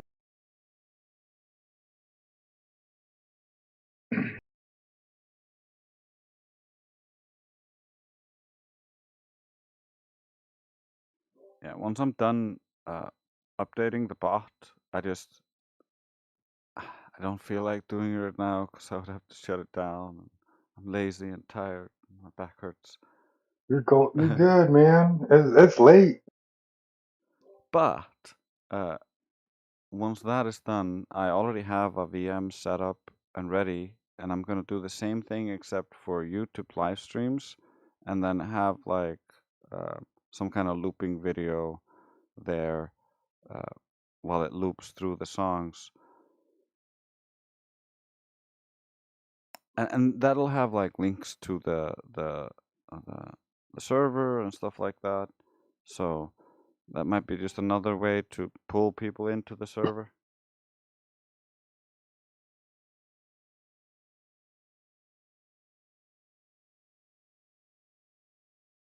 And it's also if you're on jumping on between Discord channels and listening, and you want to have a little background music.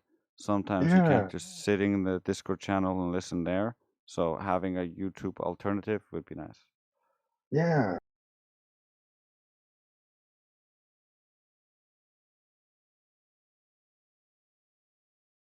Some people are just audio people. When I was over in English Hub one day, I just created. I only had like an hour or so anyway.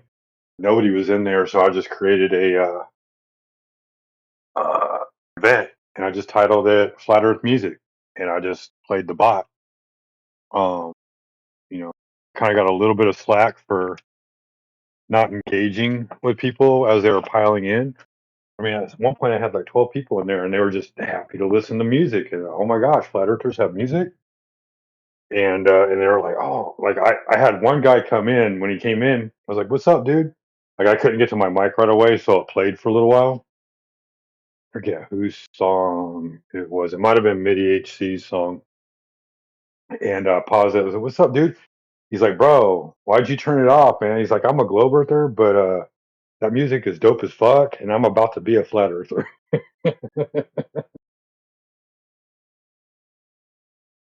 It's like, hell That's yeah, fun. dude. So like, information hits people in different ways. I think it was a bold move to create a music.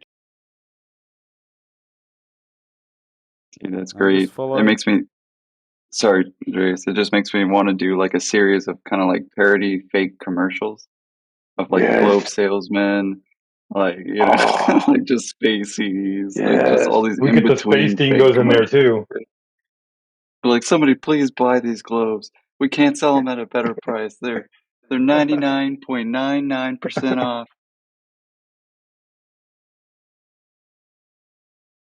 They're 8 cents per globe squared.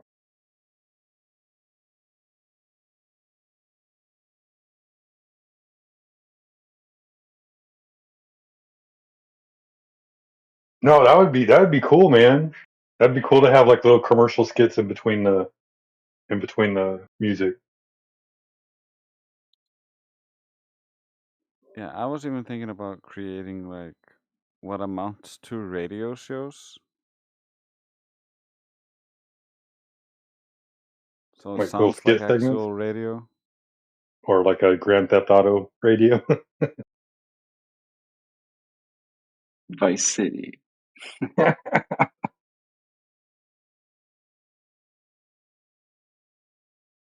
I mean, anytime that I listen to the radio, I listen to the jazz station, and they're pretty like iconic, like monotone voice. Now we have Glenn Beckwell on the tenor saxophone. He started in 1969. And he played for the Royal. They go like through a whole little story, and they're like, "This week in jazz, we have at the town hall."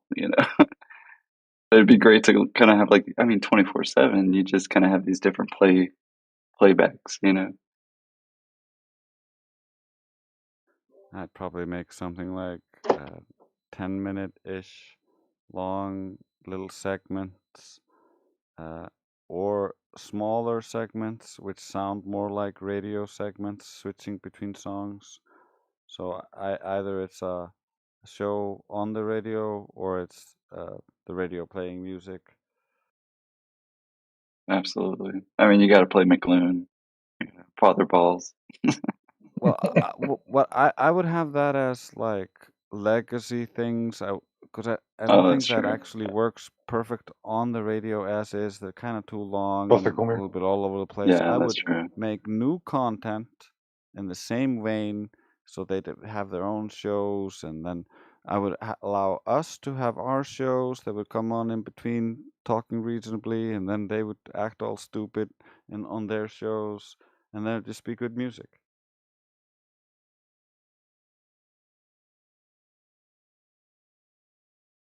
It was like a combination of everything.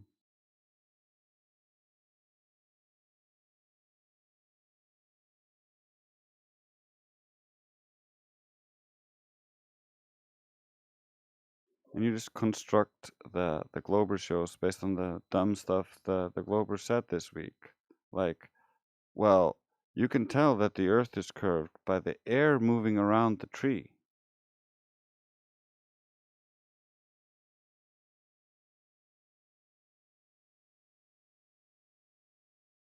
That's literally the argument I got the other day. I mean, like, what?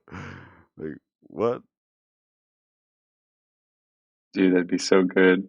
You know, like I was just looking at actually the Globee server. What is it? The Golden Globies? Or Ice JJ Fish, he recently said, that's why things go down until all of a sudden they don't, or until all of a sudden they just orbit. Yeah. He really said that, and then like play the clip.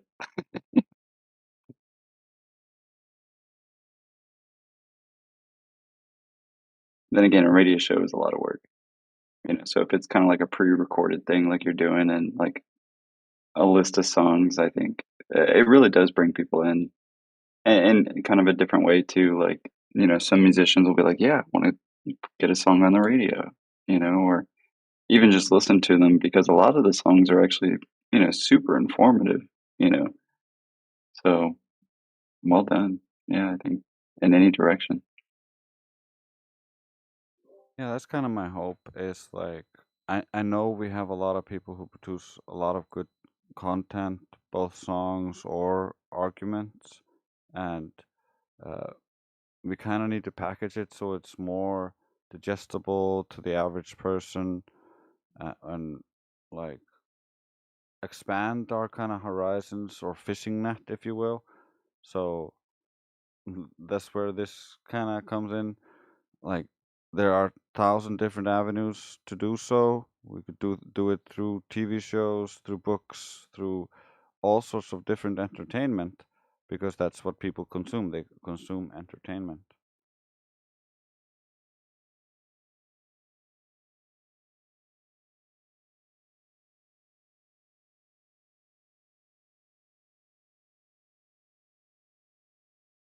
And if that entertainment is informative, you learned something. Karma taught me this because she was like, well, I learned uh, some stuff about economics in a song.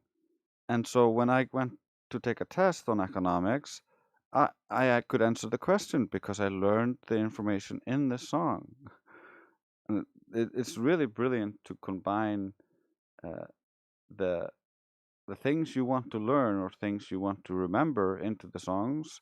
And that's one of the things we love about the songs. And we make a lot of songs that are not related to flat Earth or just uh, good things to remember, how recipes for food, anything that I think would like be good for us, a, a good habit, anything, and motivational things.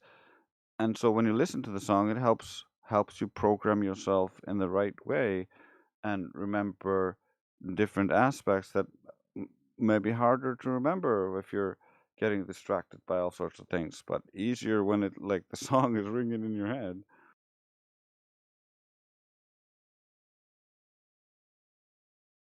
It's a great educational device. I mean, it really is. It gets stuck in your head and you remember it that much more. Or it even kind of like comes up in the residual memory, you know? Like you'll replay a melody in your head, you know? Suddenly remember an entire day because of it, you know?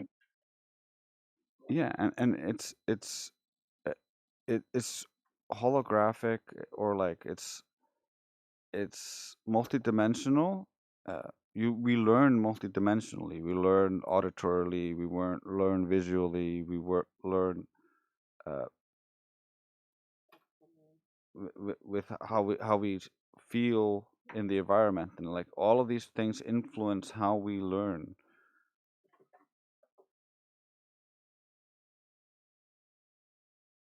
It's a good point. Because, I mean, no offense to any flat earthers out there, but I think F stick this and F stick that doesn't make us look too good. So if you can actually show that we're talented and actually trying to reach somebody at kind of a multi-dimensional learning level, because I don't know about you guys, I remember when like the server was, you know, kind of in a lull, and the music bot was kind of killing the room. But dude, I was always listening to all the great content that would be played. I mean, I must have listened to 1984, honestly, like at least 2 times in that room. But that's just maybe kind of who I am. You know, I kind of stopped listening to the radio and really just kind of like I kind of watch what I put in my body now in food. I did the same thing with my ears and my try to do with my eyes and really a lot of the other senses. You know, I talk about this like kind of with this flatter side effects. Like, you know, it doesn't just change what you look into. Like, I don't know, for me, it made me so much more conscious about, like we're saying, like the way I entertain or enjoy my time now, even. Now I'd rather like read the dictionary, which is like honestly a lot of fun. You know, there's Yeah. so many times where I'm like, holy crap, that word is not what I thought it was. Yeah, so many words you take for granted just because, like, you assume it means this. I had the Exactly. same experience with the dictionaries. I bought even like a couple of books on like old sayings and things like that. Oh, definitely.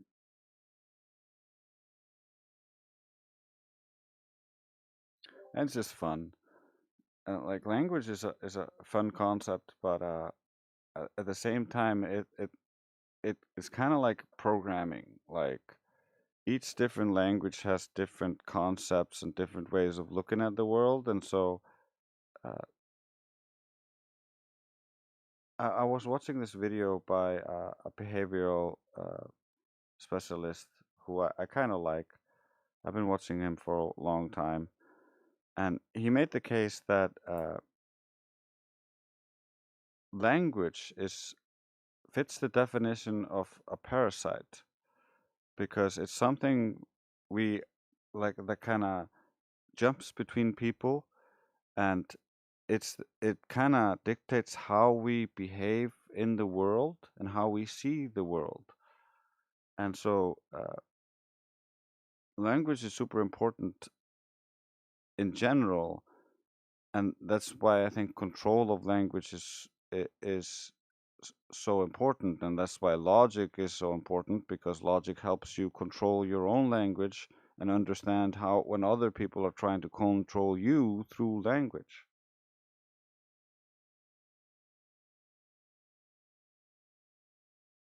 Yeah. Humans are word controlled beings.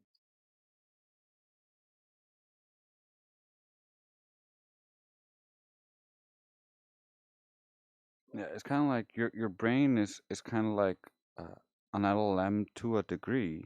Like if I flash a picture in front of your face, uh, your brain will automatically, and if you quiet your brain or quiet yourself and just listen, and I flash you a picture of Mona Lisa, all of a sudden your brain goes like, he says something related to that.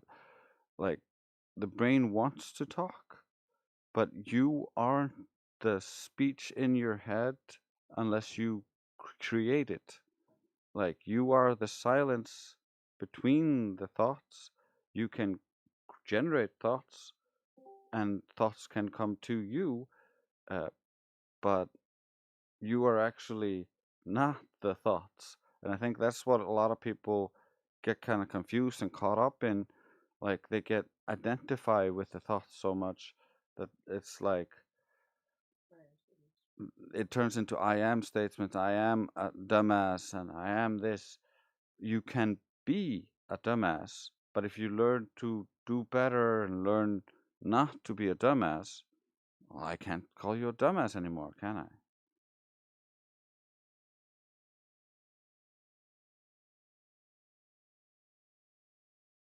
Of course, I shouldn't be calling anyone a dumbass. But yeah, it kind of reminded me of when like somebody called me a name when I was little. I was like, Dad, Mom, they called me this. And they're like, well, are you this? I'm like, no. Then they're like, well, why does it matter that they said that then? And it's like, dang, she's got a point. Like, doesn't.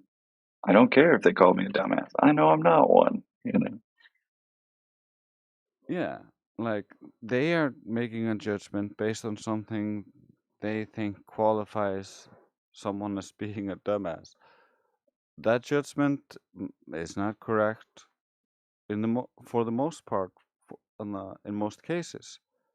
Occasionally, that might be correct, but in most cases, it's a misconception because people aren't using language correctly.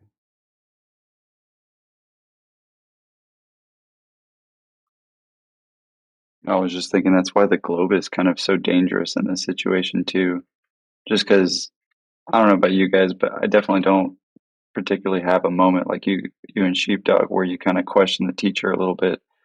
I was more like hopped right on, like, oh my gosh, there's this space thing. I'm gonna conquer this, and I was like enthralled instead of like helping people literally around me. I was like, what if we had space architecture and the engineering of things, and it it grew on me this ideal that we're all just kind of specks. And in my teenage years I definitely got into this angst of like, well, what does it really matter? We can't really do anything here. We're just ants on a beach ball. I definitely kind of had that thought growing up, and it influenced me so much, and nobody actually told me to think those thoughts. It was because of these words, these big bang, this nothing existence, this 99.9% empty, and you're really looking at nothing.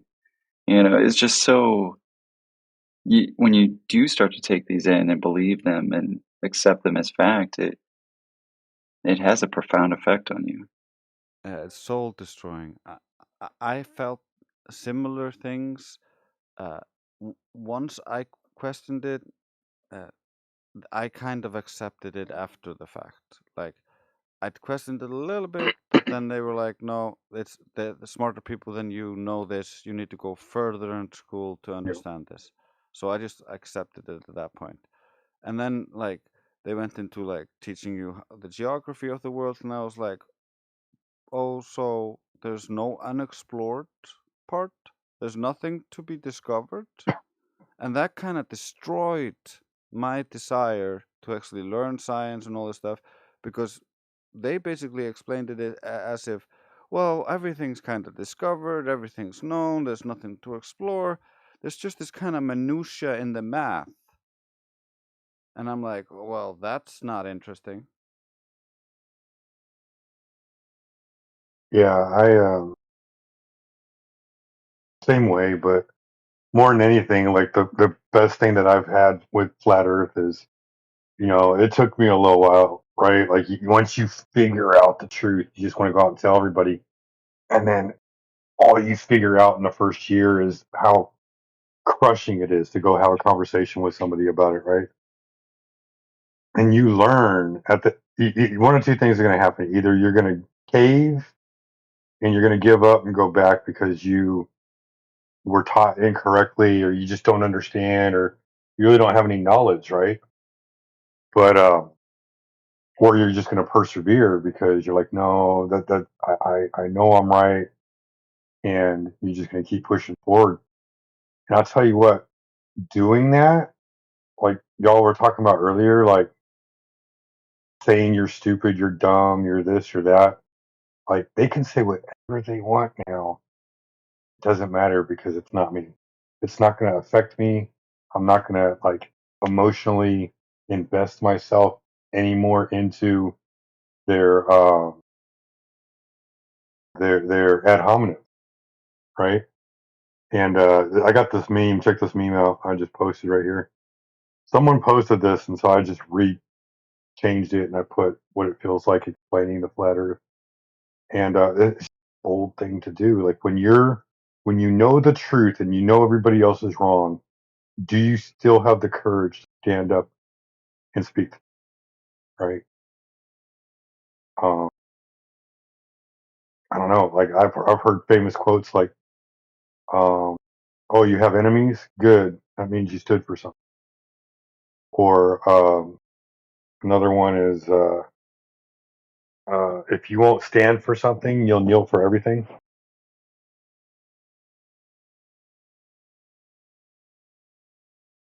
For those of y'all that are listening out there in YouTube land, where do you stand?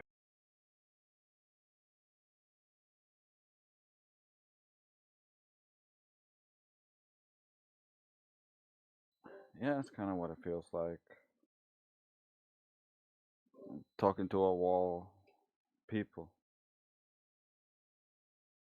Granted, if you talk to a person before you bring this up, it is easier. If you establish rapport, if you talk about scientific concepts before you talk about this, so they don't auto assume the the retarded things, and then because they're already assuming wrong things, they don't want to be wrong, and so it kind of winds up on itself into this spiral.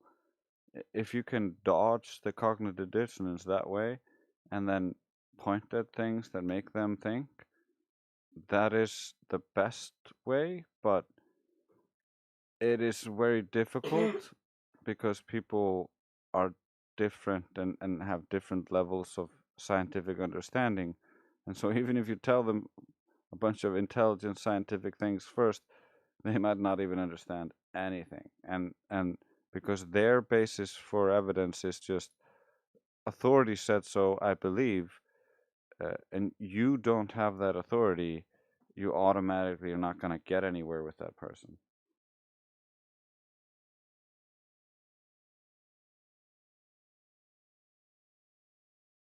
So, so it's like different locks, different keys are required. For sure. For a person who looks to the authority, he needs someone in a position and authority to tell him, well, this could be wrong, this could be wrong. Well, based on these measurements, it appears to be flat. And then he'll be like, oh, well, my expert said so, I believe him.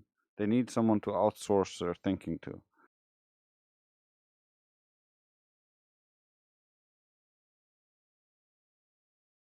Yep. That's why I like this server so much. Not this server, but like our server. Um, the, some of the best minds I've ever come across, so diverse, worldwide, obviously, and it's nice to sit down and have conversations with everybody, and then you develop that rapport with people all over the world, and now you feel like a family almost. Like if you met each other in person, it would be as if you'd always known each other, right? It's such a wonderful, awesome feeling. And like um, I tell people all the time, flat Earth is the most intelligent conversation you're ever going to have.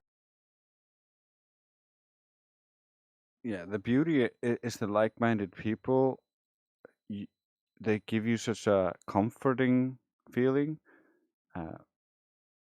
There's nothing comparable to be with your own people.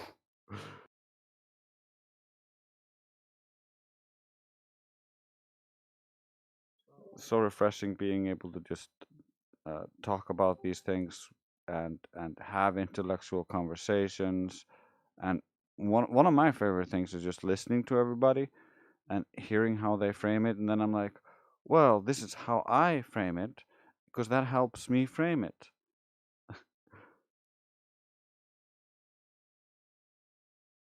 Oh, you're right. There's times I'm in listening to the conversation when whatnot, and we got a full room, and I'm wanting the Glober to continue to go on because I want them to see their fallacious reasoning behind it.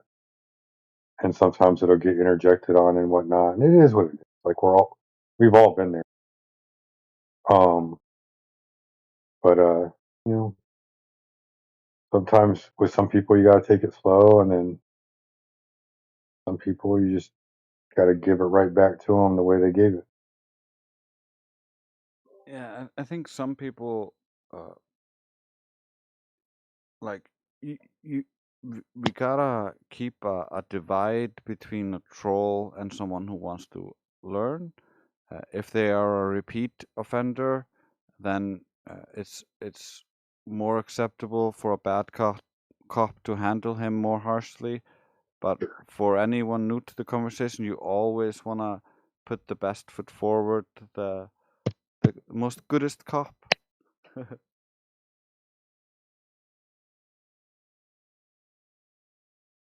But I do enjoy a good ribbing, and every once in a while, like an epic spiral is just one of the funniest things to watch. Yeah, I think it's easy to fall into the habit because we get a disproportionate amount of trolls to to be harsh on certain things instead of using softeners to help them cope with it.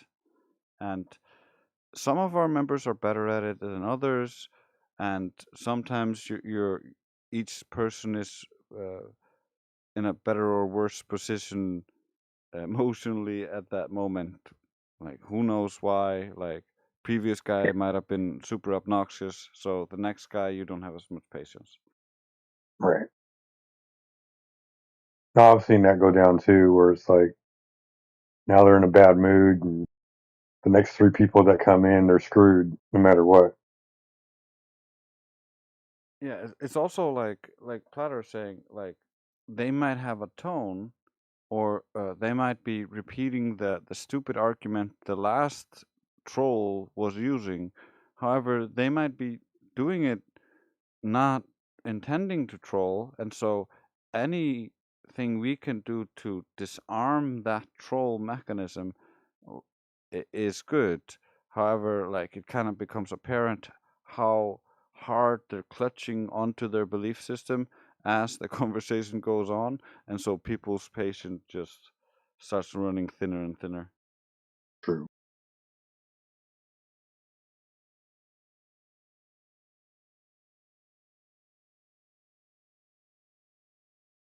Because it's Have you really heard easy some to. of? Sorry.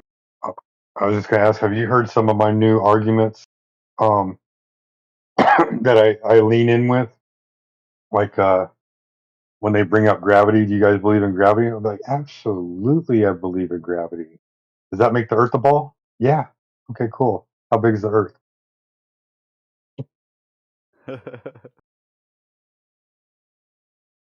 Wait. You guys don't believe in gravity? No. I do believe in gravity. How big is the Earth? What do you mean? Well, I mean, if the Earth is a ball, it's a certain size, right? Like it doesn't get bigger and smaller. It's been measured. How big is it? Oh, it's just really, really big.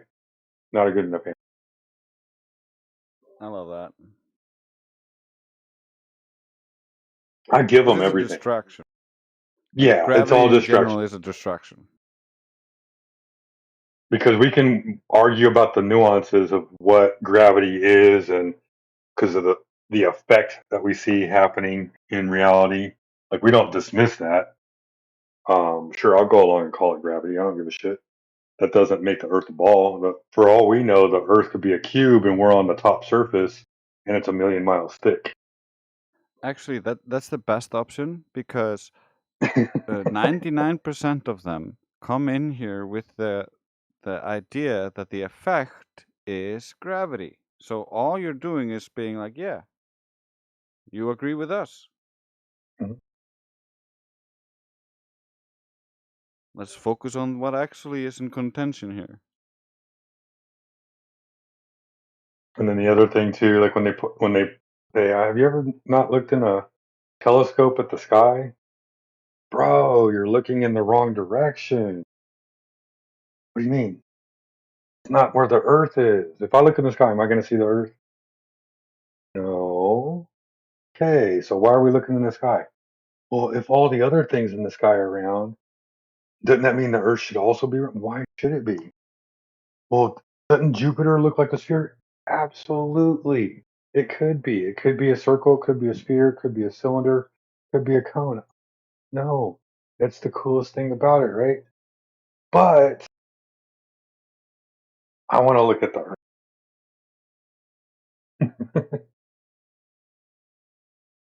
I love giving them everything. Everything. Let's just start with the one thing, right? The number one thing on the cosmic rung. I'll give you everything. Let's start at number one. Okay, number one. Well, if number one's wrong, then that means number two, three, four, five, six, seven, eight, those are all wrong too. Oh yeah.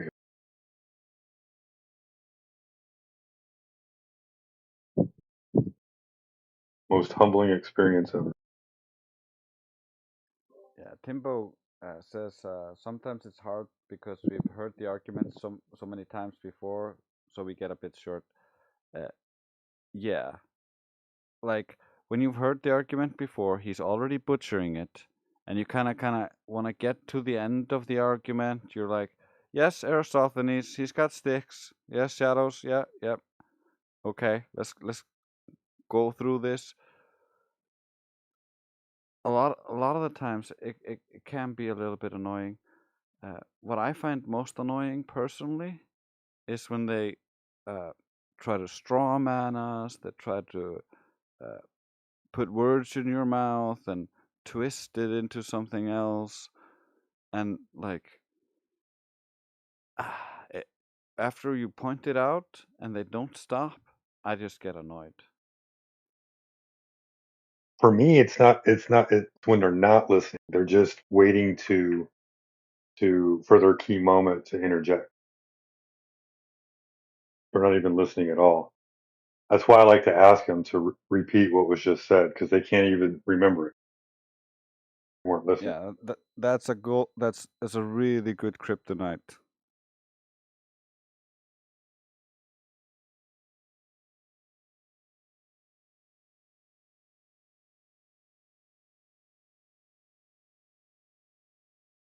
Should almost be standard. Like after you make an argument, you're like, okay, so now repeat back to me my argument so that we understand each other. Because otherwise they're gonna jump off into their like, oh no, but what about satellites or some other stuff? Yeah.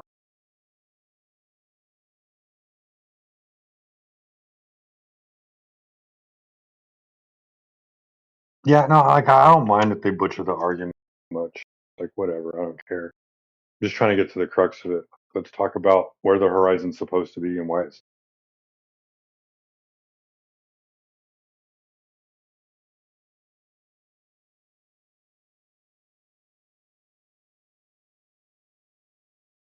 Yeah, both of those things get me. The straw man's and definitely the not listening or like the non-comprehension and saying that they do comprehend.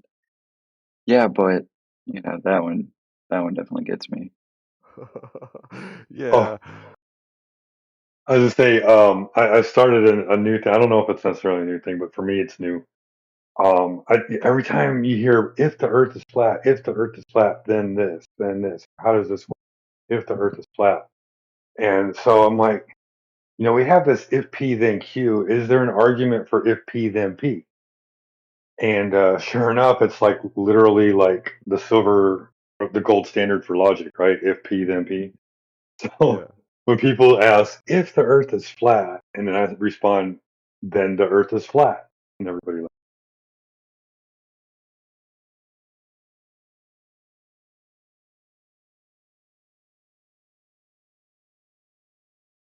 Yeah. If I mean if you start with the premise if the Earth is flat, then the conclusion is gonna be the Earth is flat.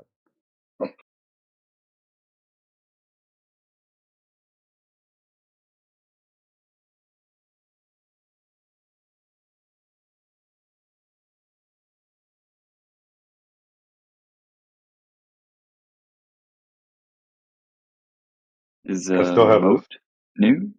What's going on, Moat? Welcome. Talking about the globe.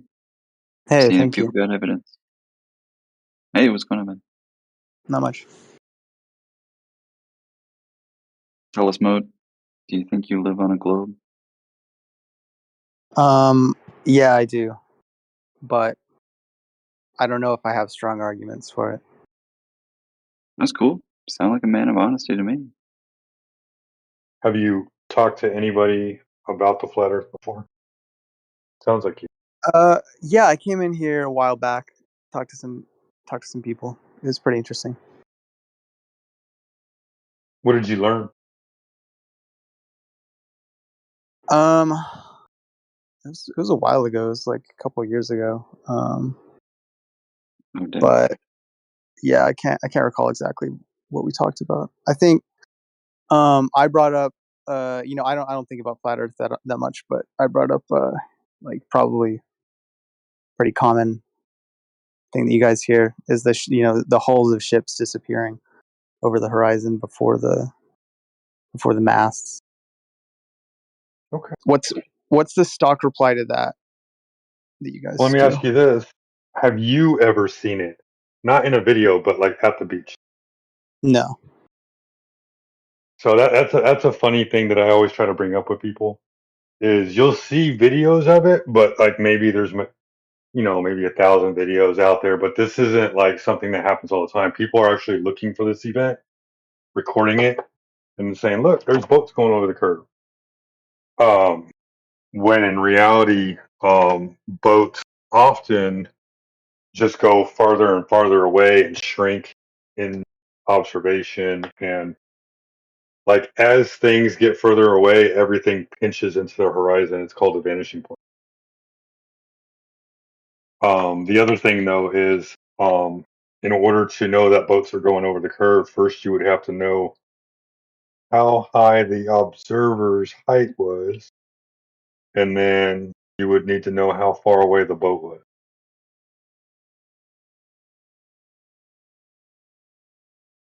Do you understand those two pieces? You mean in order to understand what you would expect to see, or on in any particular model, or like in order to do what would you need to know those things? Well, I don't like the term model because the globe didn't really have a model either. Because Mm-hmm. like when something doesn't work, they just create another model, and then they have like 50 different models to choose from. So when one model doesn't work, they just pick a different model. Like, oh, see, it's still part of the globe. We're still reaffirming the globe. So geometry would dictate that based off of the observer's height with a certain size sphere, the distance to the edge of the sphere where things appear to go behind the edge and sink as they get further and further away from the observer would be a geometric claim, and the geometry is always going to be there. It's not going to change day to day. Does that make sense? Yeah. Can you summarize that? Just I want to make sure that you're tracking with me on that. You're just That saying way I know you're tracking. it's like a geometric fact that's not gonna change. Right. Like if you're on a basketball versus a beach ball, the geometry is going to be different, right? Yeah. Right. So, you got a ball with a certain size, and do you know how big the Earth is supposed to be? No. Well, they tell you that it's supposed to be 24,901 miles in circumference. Pretty big, right? Yeah. Would you say that was the diameter or the Circumference. circumference? Okay. The diameter is like 3959, so that's like 7818, if I'm not mistaken. Yeah, like So 8,000. Close enough. yeah. 7916. Yep. So based on that size, that's still a pretty big size, wouldn't you think? Yeah.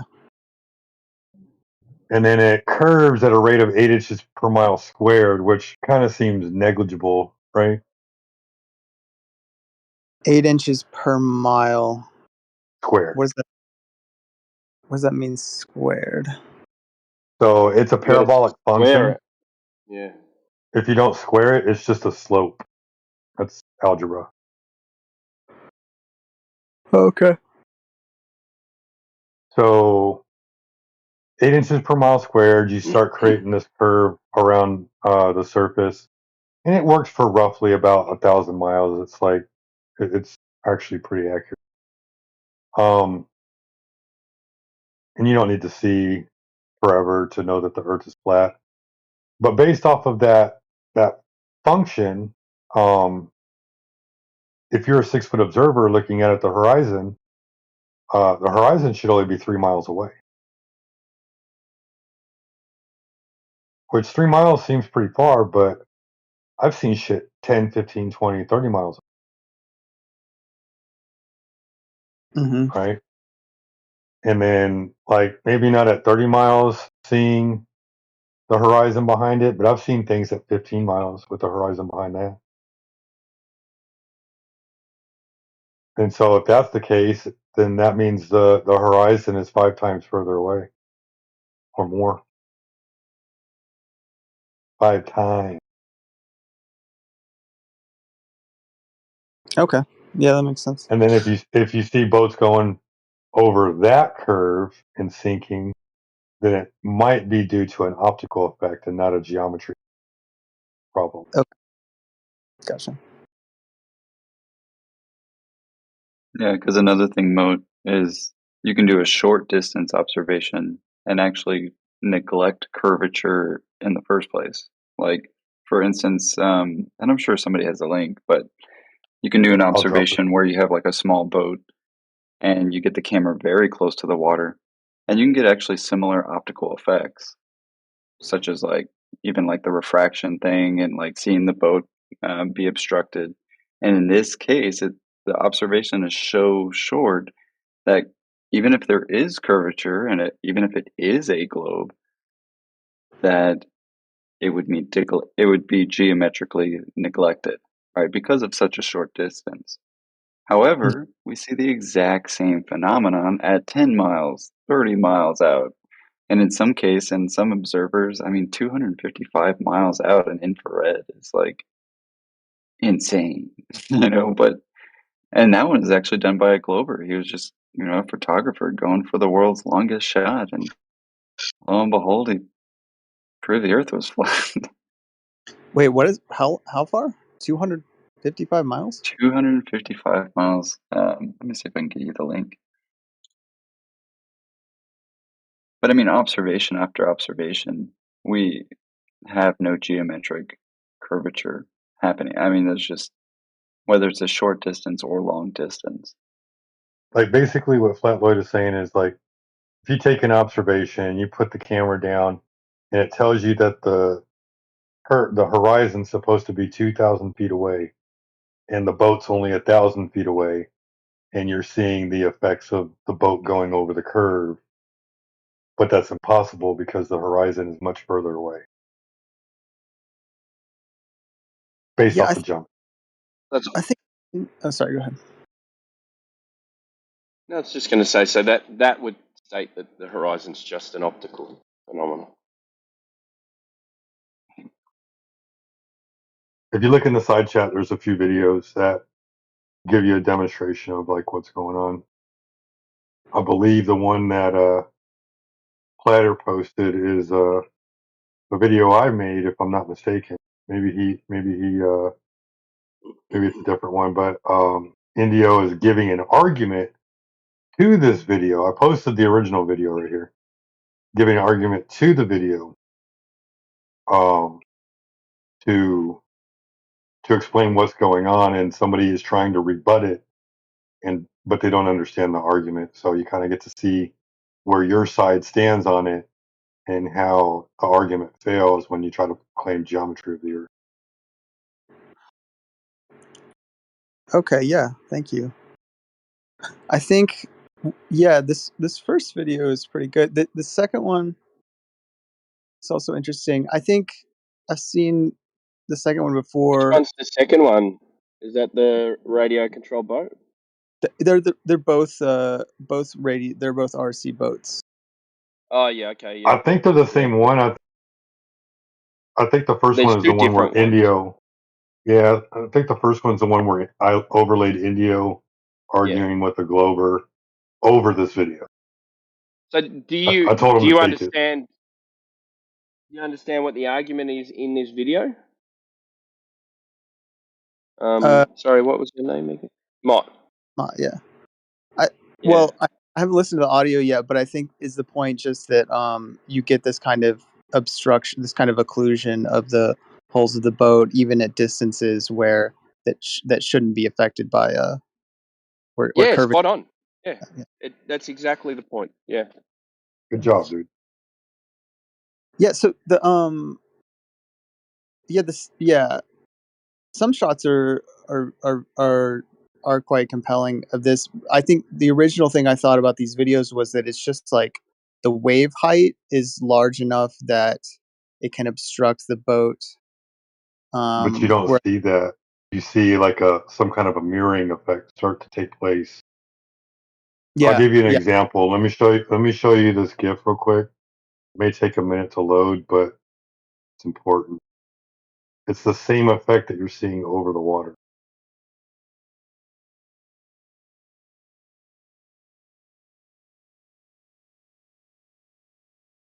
World.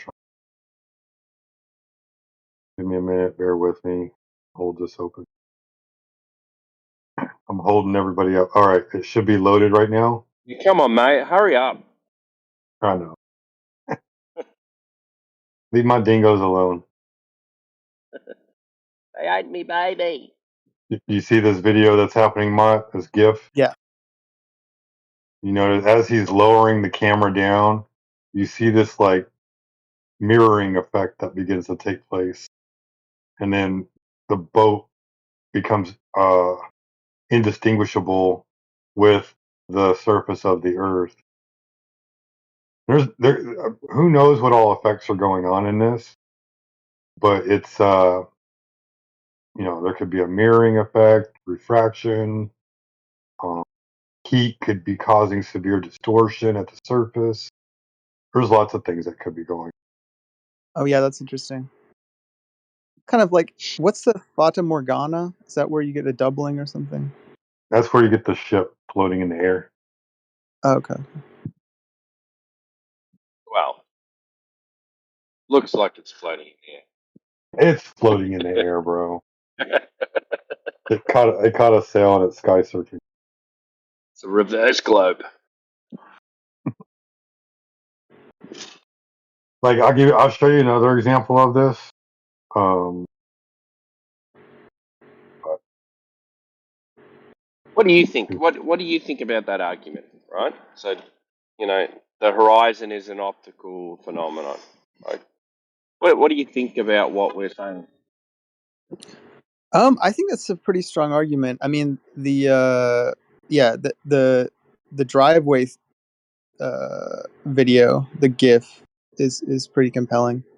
That you can get the same effects on a flat surface. Here, I'll give you Yeah, because another one, right? the globe But says, right. Sorry, man. The globe says, oh, we see a horizon because the Earth's curved.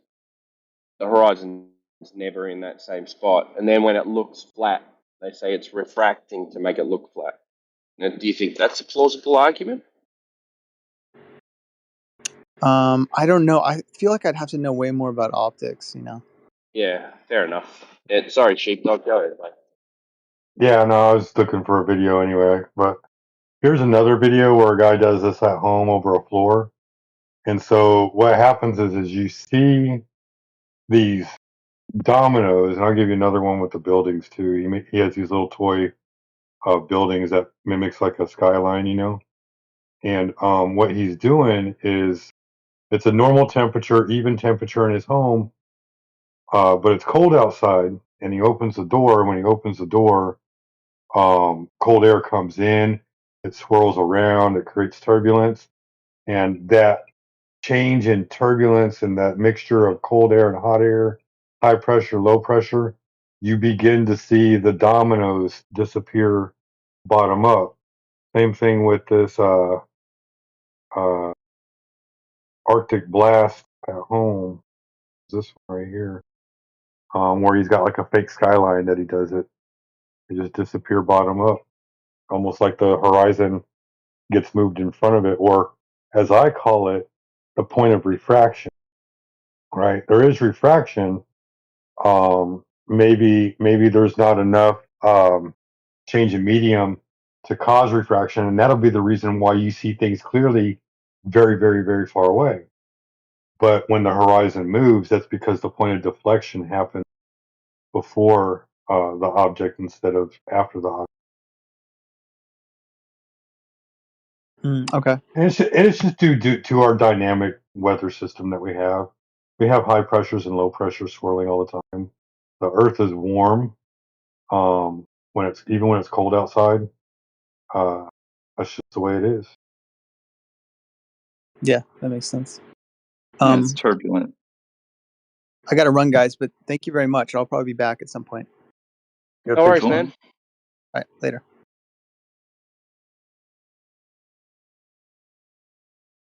I like people that listen. You're making too much sense, man. I remember the first person I convinced that the Earth was flat. I feel like I convinced him. He was a surfer in Ireland, and he was in the home server. I've been there for like 2 months, I and remember that. you I do do? remember that. That Yeah, I was remember that. hilarious. I I was talking to him, and I was like, "Oh, so you surf?" And he's like, "Yeah, Who man." else was in the room? Andy, Tim's mate. Remember Andy and Yes, Tim? yes. And I was like, "Dude, so you surf?" He's like, "Yeah." I was like, "You spend a lot of time looking at the water in the horizon, right?" He's like, "Yeah." I was like, "It looked pretty flat, right?" He's like, "Hold on, I gotta go." He came back though, didn't he? Did he? No, I never saw him ever again. Yeah, I think that same day he came back. I remember talking to him.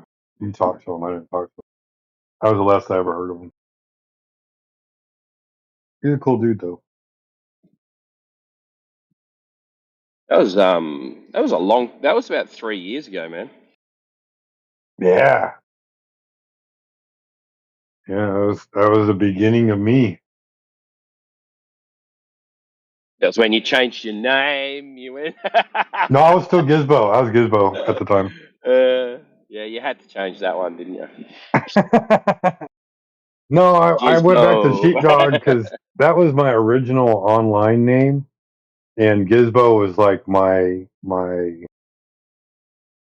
secondary name because I was like, "Oh, I'm not going to use the same name every time. I'm just going to change it every time because I don't care about followers."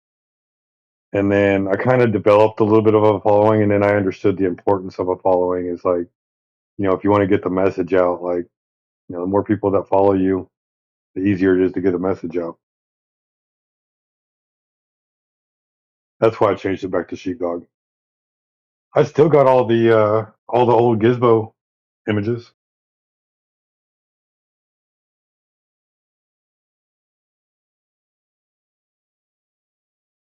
Gizmo Rambo. That was when we were rocking and rolling on the home server. I still go back. Still fucks with. I've been going back when it's been quiet and going to listen to Drace's music. Yeah, Dre's got The good music. FE radio. Been good.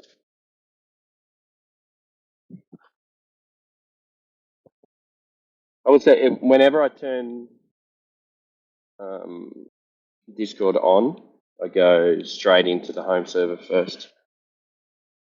Oh, that's Anyone cool. in there? Anyone in there? Check the Anybody out lobby, there? and I was like, yeah, okay, a lobby squad. I got it I do down check pat. the home server whenever I can and try to do check-ins and stuff like Yeah, I never get anyone there anymore. But I'm sure, right? that. I do. We all went over there and started hanging out there again. I guarantee that we would get more traffic again. Let's make a plan for it. Let's plan for Friday, Saturday, Sunday over there. We'll end with I Speculation Sunday. I'm not on the weekends though, so I'll miss Okay. it. Yeah, We can extend it to Monday because like Speculation Sunday is Sunday for us and Monday for you. yeah. I can jump in on Mondays, but we should do that. 'Cause we've got all the bot controls over there. Got all the memes on call. We can do certain things, We can chuck people in different rooms. Get over here, Cog this. retard. Yeah.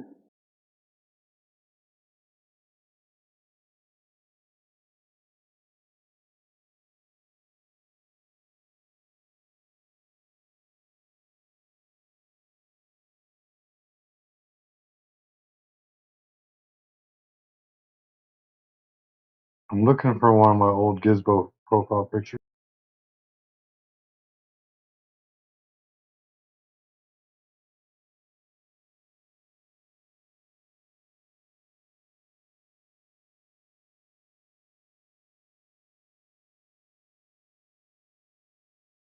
Found it.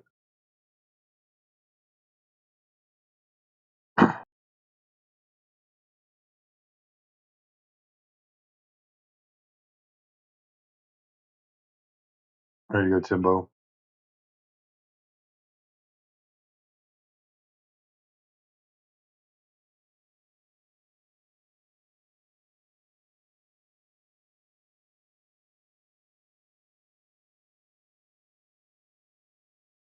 Can you hear me?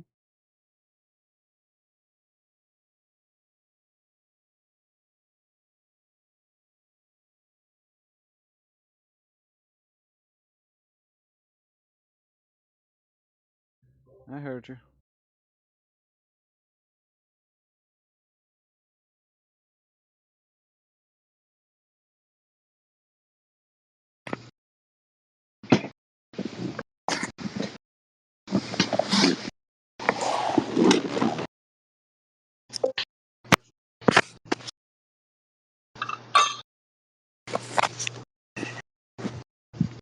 You're not muted. What's that? Making a shitload of noise.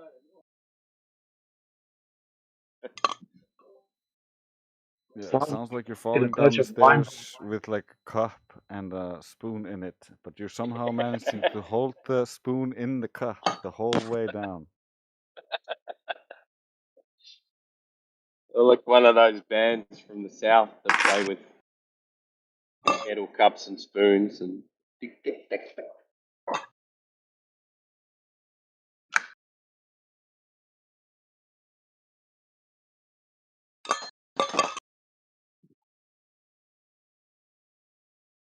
I have good news. Good Tomorrow will. news is that you've stopped making those noises. What noises? You're making some metal noises. Metal noises. Yeah. What me? No? Yeah, it's you. You might have to jump out and jump back in, man. All right. All right. Tommy Vaxon. Hey there. Of course I am. What's up, How Timbo? you going? What's Yeah, happening? pretty good. Pretty good day today. Vaxwax. Yeah, yeah, one and the same. That's right. How are you, mate? Is that better? Did you hear? Did you hear your famous video today on QE's show? Yeah, that was the first time I was ever in the crosshairs. I guess you would In the say, like, crosshairs, it sounded like you were getting a lot of support there. well, of course I was, because I was 100% correct in everything I was saying. But then QE had to throw in his own fucking side remark about how it's a surface level puke, and that's just not true. Of course. He's just saying that. Yeah. He was just saying that because, like, I'm on opposite sides of him and the Nathan Oakley dude.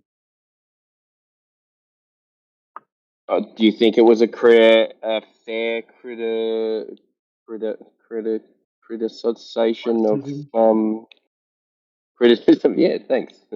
Of AI and Jedi. Yeah, I think they made themselves look like assholes. In what way? Just in general, I mean, essentially, if you go back and listen to their response, and then when Brenda popped in, they're on the exact same page as Brenda when it comes to celestial nav, and that's very disappointing, especially when I know Jedi or Jetty or whatever the fuck his name is knows better, but he just couldn't bring himself to say it because AI was making up his own horseshit.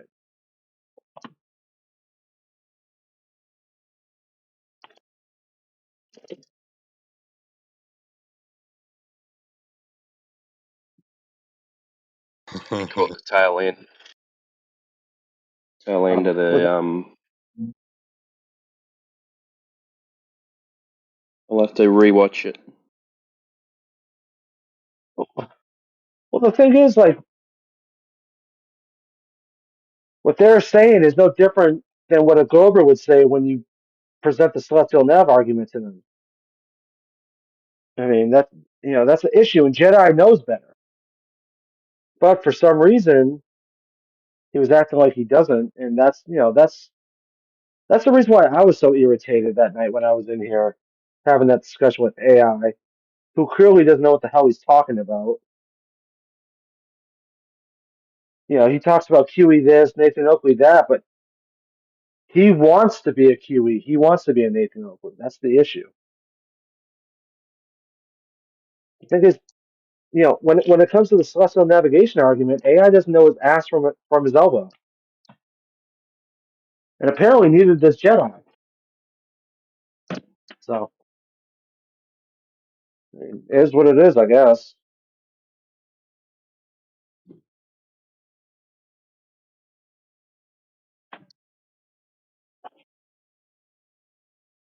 So what does Jedi and what does AI not know what we're talking about? What Like specific? how every single elevation angle you make forms a right angle triangle. I'm sorry for all the noise. Let me put myself on mute.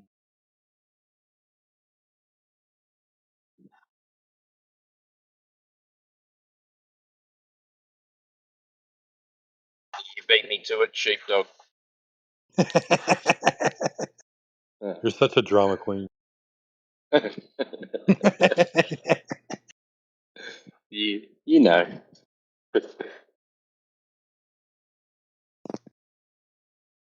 I wonder if they'll check it.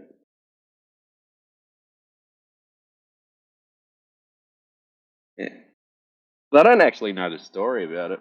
So I just heard. I got the last 10 minutes of the YouTube video of the live QE live. I was like, ooh, fuck, he's saying some shit about fucking AI and Jedi. Well, yeah, AI and Jedi made themselves look like royal assholes. Why don't you guys use AI to prove there's flat Earth? What's that? Why don't you use AI to help you prove the Earth is flat? Oh, we're No, talking about AI is a person called AI. individual. Yeah. Yeah. We're not talking about Gemini or ChatGPT. We're talking about AI, aka citation police. Have any of you thought about using an LLM to prove the Earth is flat? Get work I use started in AI that to way? prove. Yeah, I use Gemini all the time to prove the Earth is flat, and Gemini 100% agrees with me. I have plenty of screenshots. So can you give the framework of causality that causes it to be flat? Can you get Gemini to give you that? Say that again. The framework of causality that requires Earth to be flat. Yeah, when you start Yeah. talking to Gemini about celestial navigation, Gemini will straight up tell you every single aspect of celestial navigation, from the elevation angle to the hour angle to the azimuth angle to every point on a circle of equal elevation requires a horizontal flat Earth. Yeah. So No, what? I'm asking for the causal model. When you claim that Earth is flat, what causal physics arrives at that? Since you claim to prove flat Earth, you should have it output the framework of causality it uses to arrive at that. You can just prompt it. What do you mean? I could What if it doesn't come up with a causality? Then you have a problem with your proof that Earth is flat, Or according to an AI has a LLM. problem? Yeah, that's why I asked you to try to use it Yeah. to accelerate your proofing. that you need to eventually do. You think AI is intelligence? It's very useful as a tool. It can't hurt. Sure. Oh no, AI is very useful. AI will tell you. Now again, AI as in Gemini or Chat GPT, not AI the man, will straight up tell you that you need a horizontal point for every single aspect of celestial navigation. Yeah, you just draw like to a sheet of paper, draw like up and down arrow, and then one across it. Boom, and then you can put other stuff in between. Yeah, except Welcome for to up and down. GIS. Yeah, except for up and down is relative to a horizontal. Yeah, the Yeah. intersection of the horizontal, the vertical line. Yeah. Yeah, there you go. Welcome to Flat Earth. We have snacks in the back. There's some drinks over Wow, on the. tried me, dude. Yeah. What are you talking about, dude? You're the one that mentioned up and down. Up and down is relative to a horizontal point of reference. Yeah, here, hold on. Let me get this. This is a good one. Oh Lord.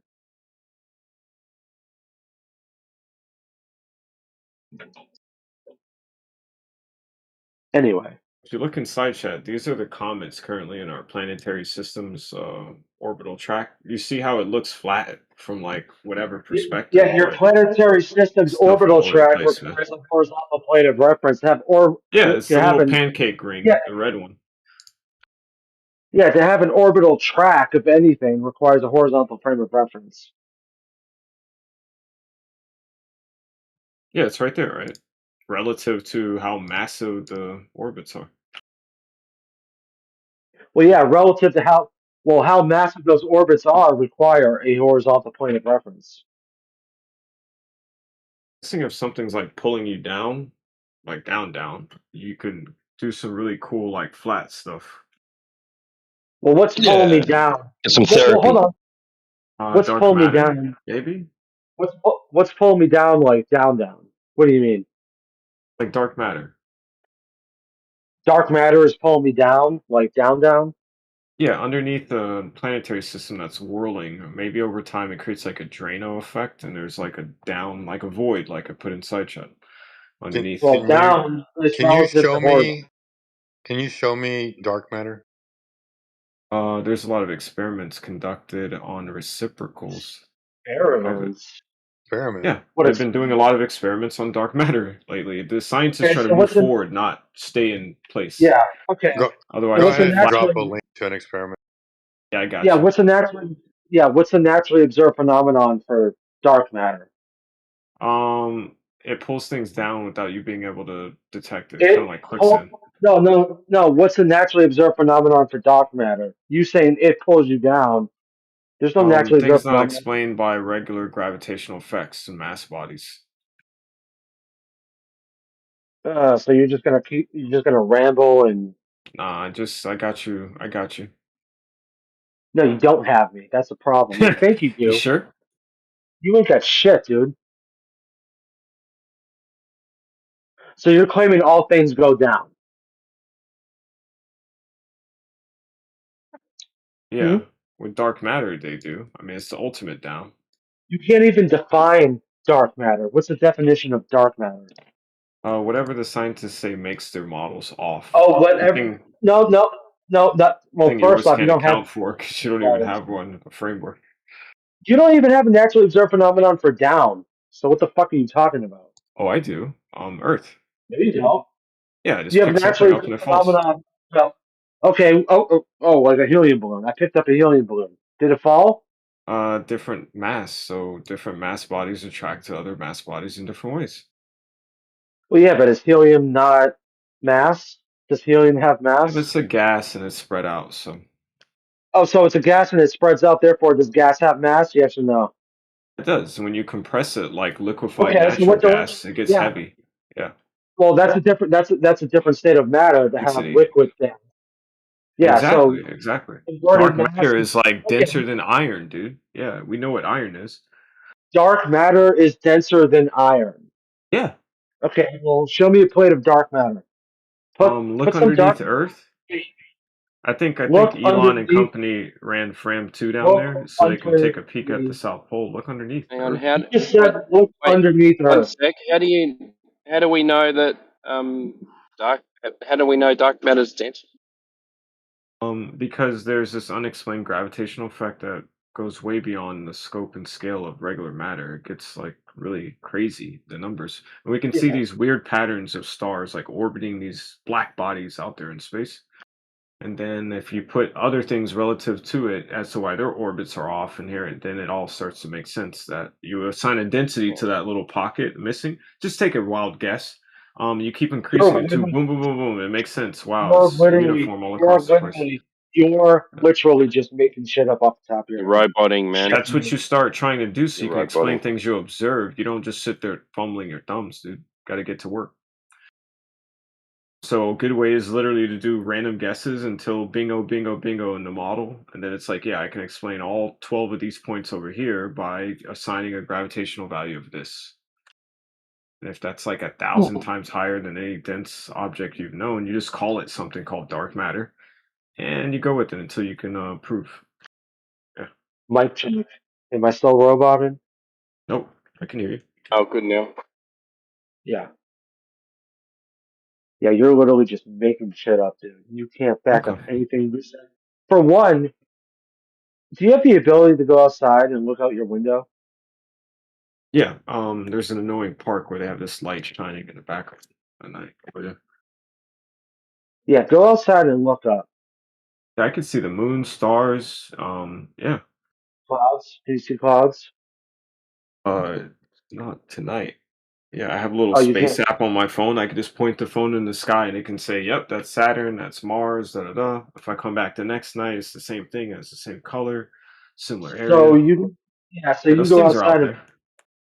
yeah, you can go outside and point your phone up, right? Yeah, Yeah, up is relative to horizontal, you doofus.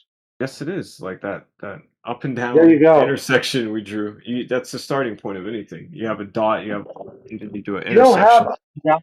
you don't have up and down on the globe. You only have in or out. So the fact that you're invoking the term up, Up is which is relative to where away you're from standing on Earth, dude. Right? So if I'm up on is China, relative. it's gonna No, be up different. is relative to horizontal.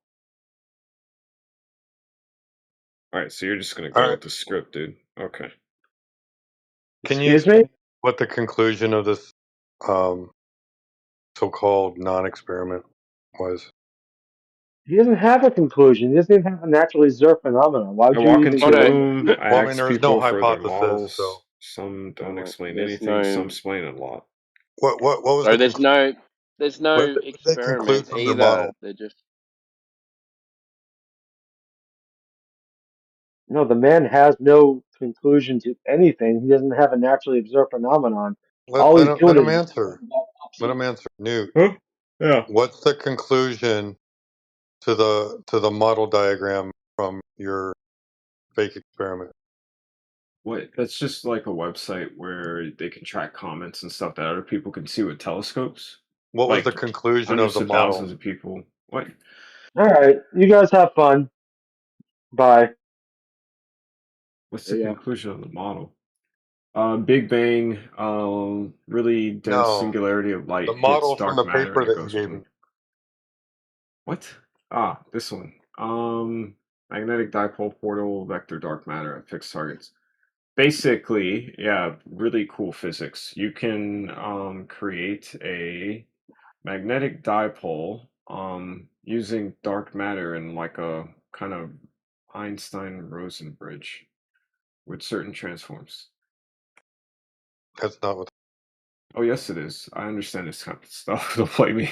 No, Yeah. Would you like me to dig through the paper and show you where? Here, let me open this bad boy up. I read through it. Let me get to the place. Where is it?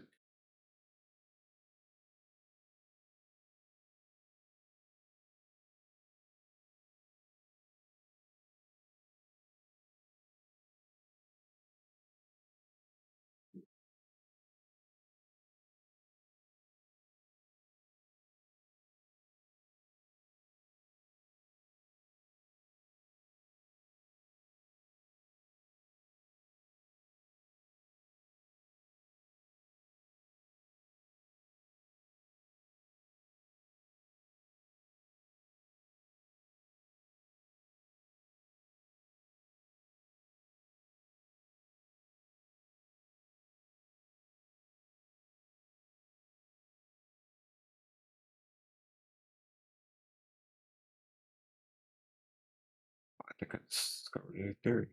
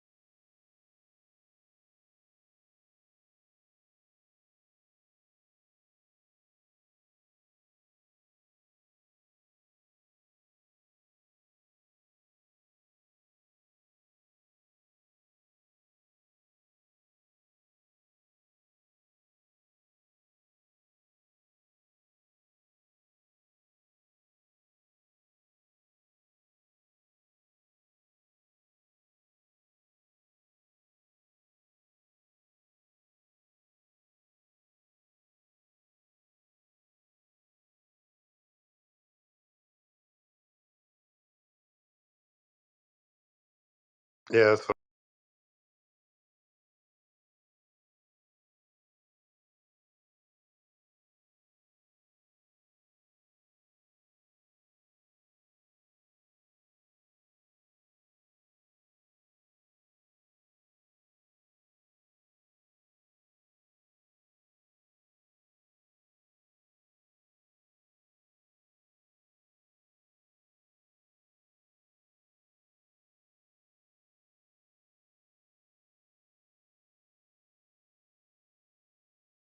I mean, to me, all it shows is that during a specific event that was going on, they observed certain interactions taking place, and they dubbed one specific event in that interaction to be consistent with dark matter, or at least the dark matter model. I think I discovered something. Give me a second. I'm trying to work something.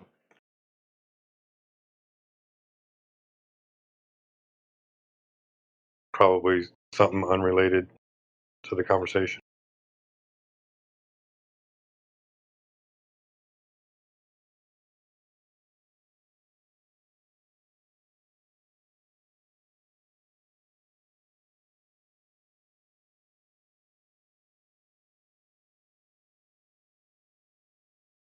Timbo, did you read the paper?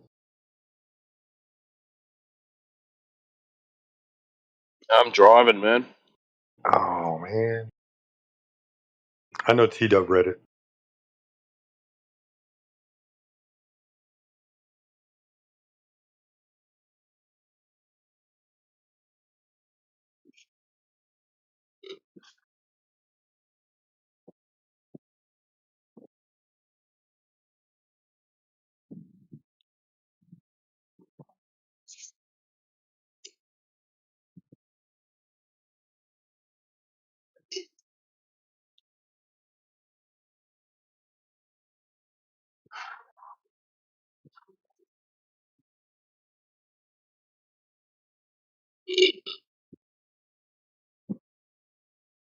Anyway,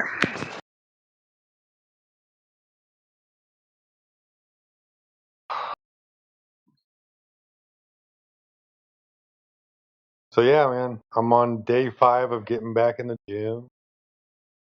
Excited Is myself. that 5 days in a row? Can't wait to see myself at 6 months and 1 year, and 2 years was First, like my how pinnacle how long's your how long's your break been? of years. And you sore? Yeah, but luckily, like I have a limited amount of time in the morning, so I do 30 minutes of cardio, and then I have like this little quick ab routine that I do, is enough to make my abs sore, and then I'm doing basic motion exercises with my muscle groups just to get them refamiliar with the exercises. That way I don't go into Yeah. rhabdo. Just lift, man. All you need, 3 That's it. exercises. That's Yeah. it. Bench press, lat pull down, and squats. That's all you need to do, man. If you're Oh, I getting know. back into it, get your strength back up by doing those 3 exercises, and you'll be fine. I did 90-pound squats, and it's funny, dude. I got through set number 2, and I went to go to set number 3, but my hamstrings had locked out, bro. I couldn't even. I know that Funny. feeling. But I'll be back to it. I'll be back to squatting. I miss those days, man. You know, I always they always told me that like I was gonna do damage if I keep up the stuff, and now the studies are showing that like you're supposed to be kind of hard on your legs. Alright, the hardest. Yeah. Yeah, like you want to do lunges, you want to do like extreme motion. You got strong Um, legs, you can move around so much better, man. yeah, like I was never really the fastest dude, but like I had great agility, side to side. I miss all that.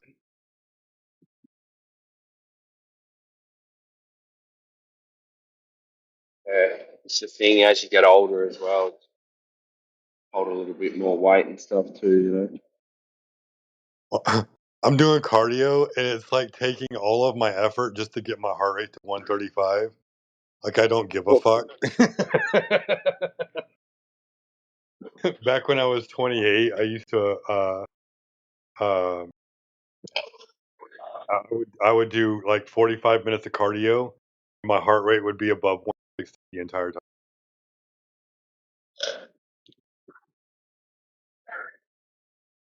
I got a great resting heart rate. Think.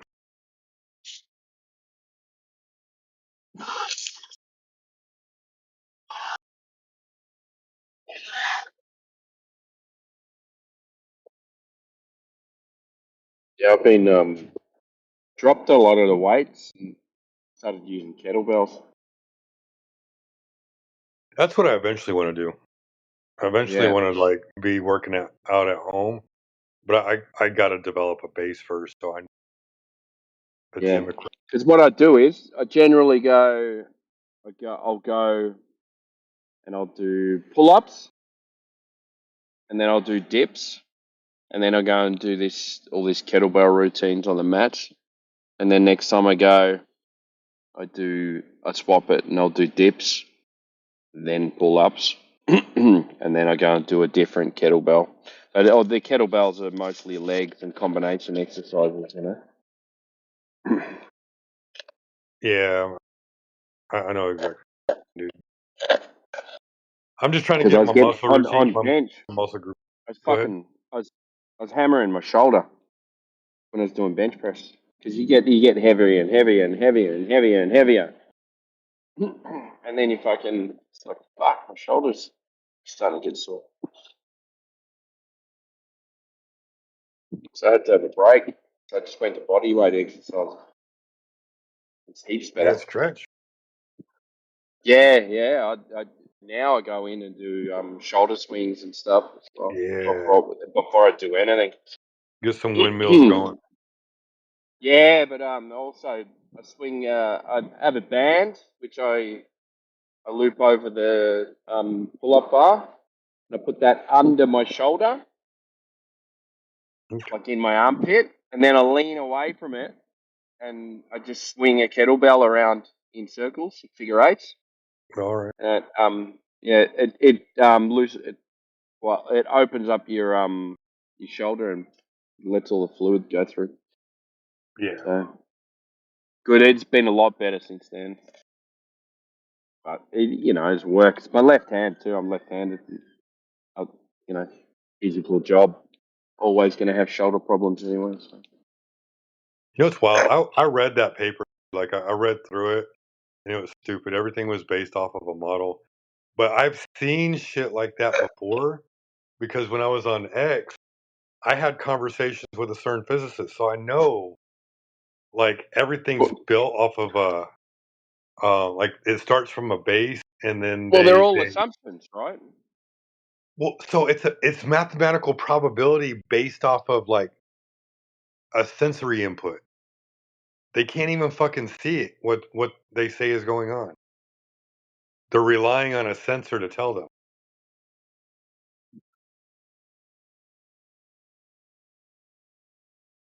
And so it's kind of like when you're beating the drums and you have like different waves popping up on screen and everything like that on your screen, and it makes all these funky looking waves, almost kind of like cymatics.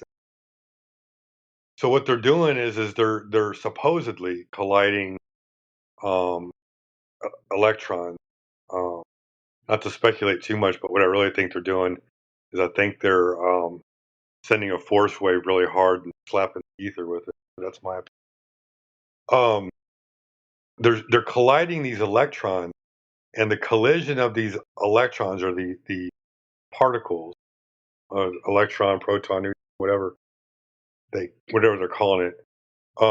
When they collide, they produce like an immediate burst of energy and a decay of energy, and they have these sensors that are picking it up and putting them in like lattices, right? And then what they're doing is they're taking mathematical function of those lattices and they try to recreate imagery based off of that lattice. And so that's what they build their models on and what they're claiming they're doing. It's really absurd. Sound like bullshit. But anyway, like what it was is that this thing was claiming that like there was an event. When that event occurred, there was a process that proceeded afterwards, and it continued through a standard model. But then there was a a spin, in that spin created scalar waves, kind of like if you've ever seen dipole, those images they make for like dipole stars or whatever. It created this like scalar effect, which is like a squishing, like you step on a ketchup packet and it's outward. So it creates the scalar effect when it twists, and when it twisted, um, after the scalar effect, there was a decay, and they think that decay was a dark matter because it's consistent with dark matter models.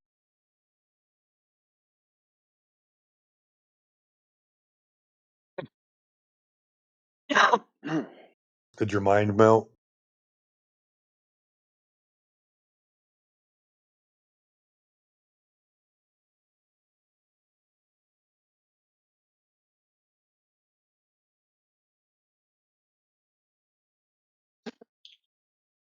Did your mind melt, Timbo?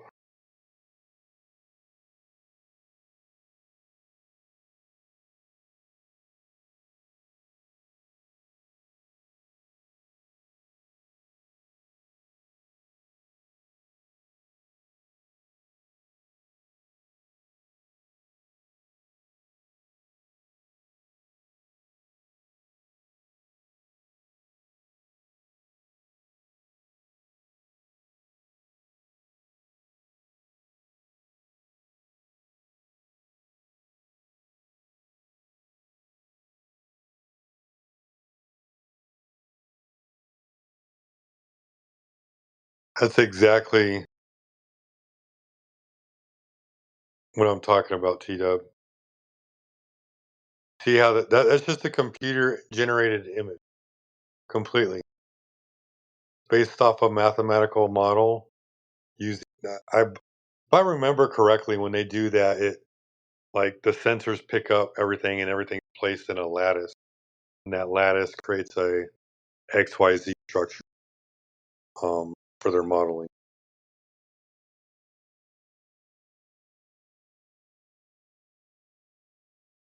It's okay, Timbo. I see how it is. Showed up to work. Let nobody know you're a flat earther.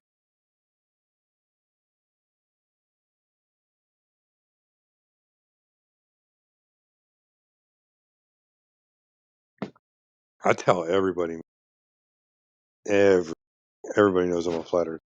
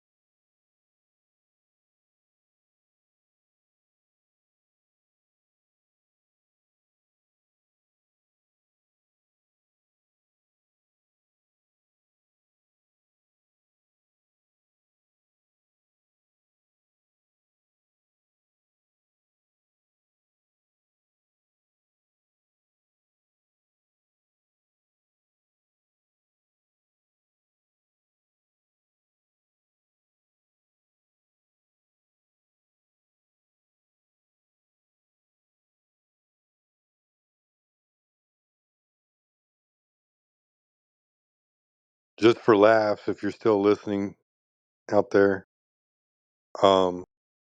So this app, Voodoo, VUDU, for free this month has a movie called Cocaine Bear.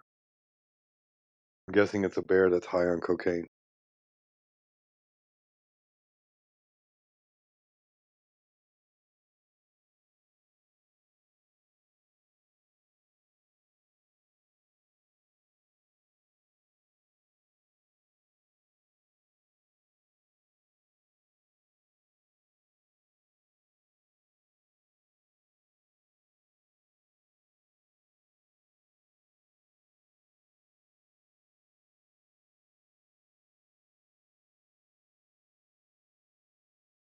Starting to fall asleep, y'all. Have a good night.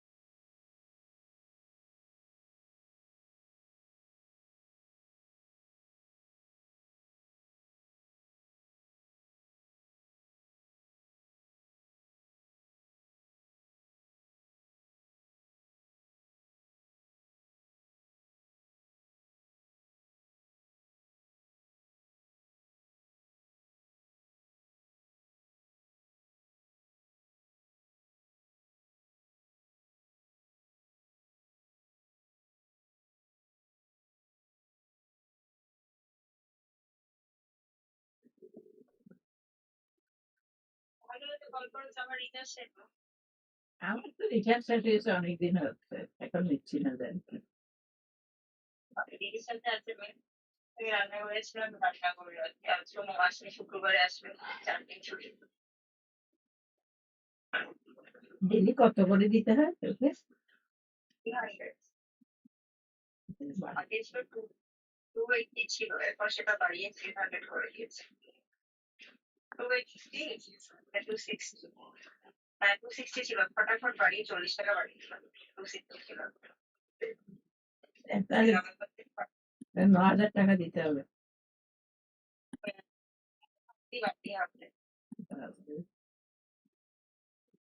এখন আগে 5 টাকার মধ্যে ওর একটু problem হয়, যখন আগে ছিল তখন আরাম করে করতে হতো না।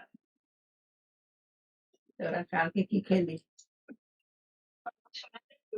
বলছে ওখানে যে রেস্টুরেন্টে যে আছে পেয়ারাগুলো, ওদেরকে বলছে যে ভাত, আলু ভাজা দাও, ভাত দাও, দিয়েছে, ওকে এনে দিয়েছে। ওভাবে ওকে যে আদর করছে সবাই এসে এসে, ম্যানেজারটা বারবার এসে এসে আদর করছে। তারপর ভাত দিল, আলু ভাজা দিল, ভাজা আবার বউ ফুটে গেল, খাবে না যতক্ষণ না ভাত আসছে, আলু ভাজা একটা মুখে, মানে ফ্রেঞ্চ ফ্রাই একদম খেয়ে নেই। দিয়ে ভাত এলো, তখন একটু ভাতের সাথে মুখে দিয়ে ভাত মুখে দিয়ে জিজ্ঞেস করছে পাপারটা কোথায়, আবার নিজের চেয়ার থেকে নেবে, ওখানে দৌড়ে দৌড়ে গিয়ে চলে গেল, জিজ্ঞেস করছে পাপার ভাত কোথায়।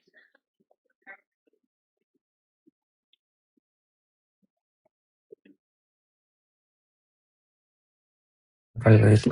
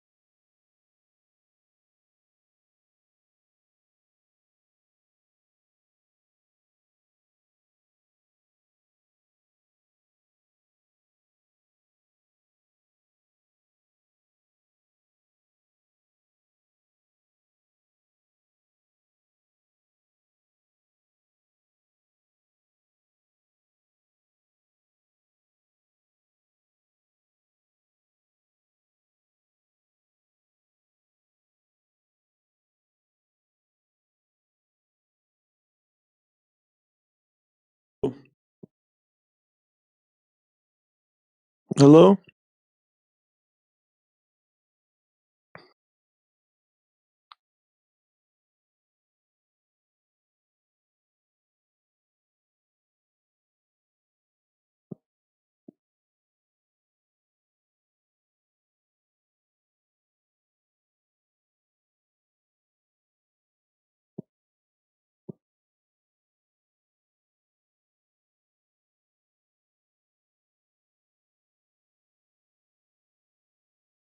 Mhm.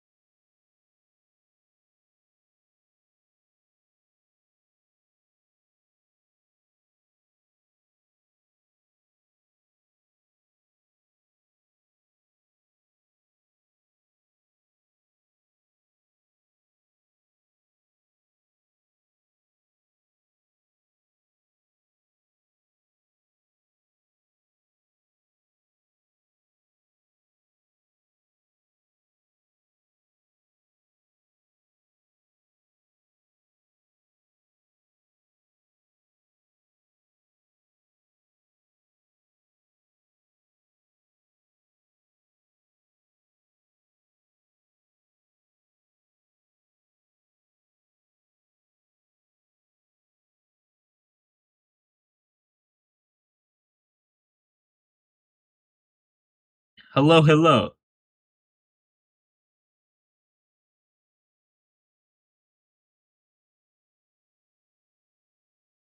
Otuz bir, 32. Altına şey siçi. Gı gı gı gı gı gı gı gı gı gı gı gı gı gı. 33, 34.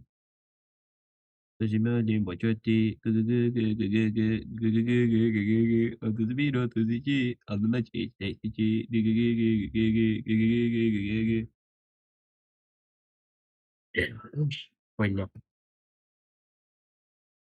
Iya. Oh, oh, oh, oh.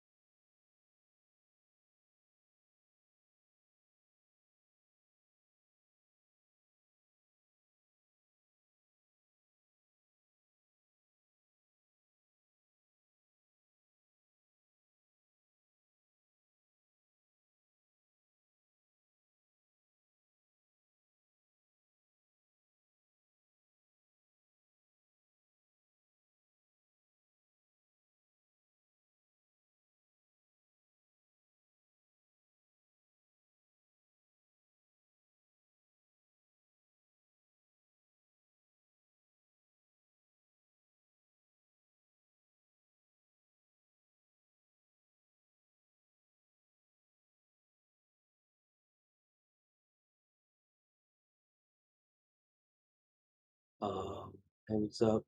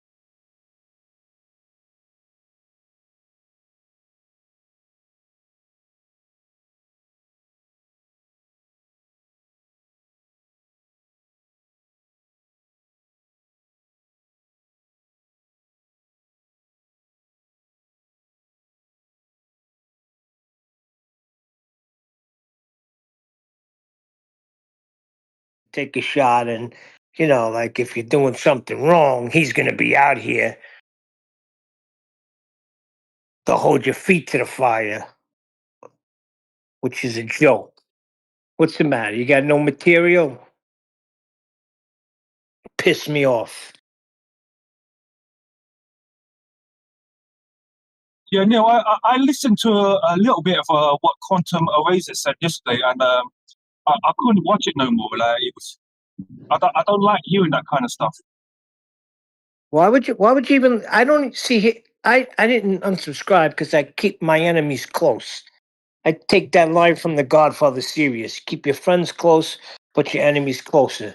So I keep an eye because he's nothing but a thief.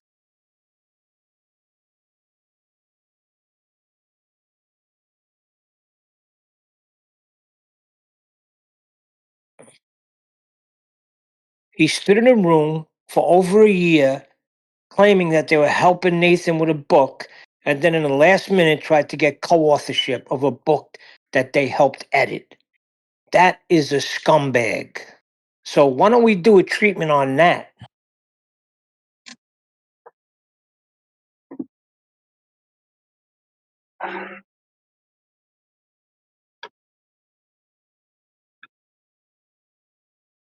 You hear me, Quantum Disgracer? Because I know you're always listening. Right? So listen to this. I'm going to make sure everybody knows the truth. I was there for every session of every book editing. And I'm telling you, this guy and the Adam Meakin tried to, in the last minute, get their names stamped on that book as co-authors. And when Nathan said absolutely not, they freaking withhold the documents from him because they were editing the book. That's a thief and an extortionist, not a freaking flat earth guru.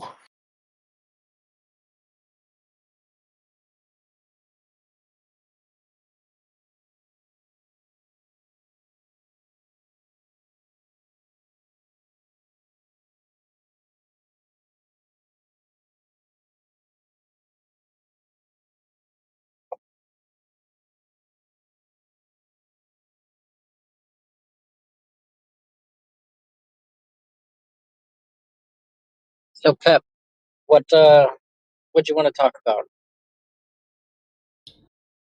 Are you talking to me? Say it again. I didn't hear you well. Are you talking to me? Yeah, you. Because before I got off, I was like, "Hey, I'll be back." Oh yeah, you're. Oh, I didn't see you. I was in. I was watching YouTube. Yeah, I was. I just want to practice my English. It's so. I'm not sure what to talk about. Well, we could Okay. talk about how it's flat. What? Yeah. The Earth is flat and not a sphere. You experience it as flat. You've never experienced the Earth as a sphere. From cradle to grave, every observation every human being has made has been from a flat plane, never a sphere. So all of this nonsense, well, on a sphere, this is what you would see. Chuck that out the window because nobody's ever been on the top of a sphere making any observations.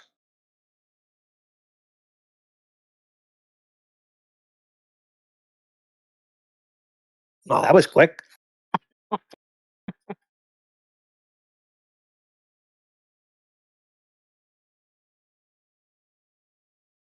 Yeah. Has it become that guy was a baller, right? No, he was a random trying to learn English, and I was having to get off. I knew I was getting off the VC, and I was like, "Hey, I got like 15 minutes. I'm not going to get in an engaging conversation." And we talked about how I think he said he was from Bulgaria and how Bulgaria is nice. Talked about the scenic areas in the United States, and I was like, "I get back, we can get in an engaging conversation." I get back, we got more people, and we got the YouTube bot. Oh, and I came on heavy and strong, and he just disappeared. Yeah. I didn't know. I thought he was a baller. But it's true though. From cradle to grave, from the time you were born to the time you go to the grave, any observation is from a flat plane. So that frustrates me when I hear people saying, well, on a globe, this is what you'd expect to see. And it matches what we see. Oh, really? Yeah. How do you know it wasn't backwards engineered? Well, I see this. How would this work on a sphere? Oh, well, if I say it this way, then this will make it work.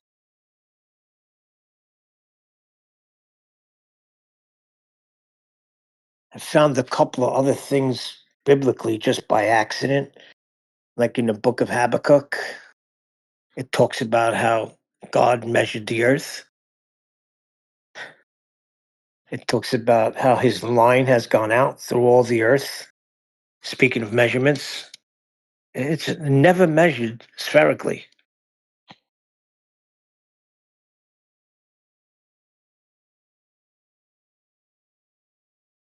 Um, I have not yet had the opportunity to give somebody a sheet of anything, paper, fabric, and then tell them to spread this out. Have them spread it out, and then have them read Isaiah over and over, saying that the earth is spread out. That's another good one. And it also talks in the book of Habakkuk, it also talks about how the two lights in the sky stood still Huh? for Israel to gain a victory, right? That was Joshua that was 10. in the first 5. Yeah, Joshua. And then you Yeah, but got in I think it's Samuel or the Chronicles or the Kings where somebody wanted a sign from God and he wanted the sun to go backwards. yeah, the sundial went back. Yes, correct. So, what are we talking about here? We're talking about the celestials moving, not the earth.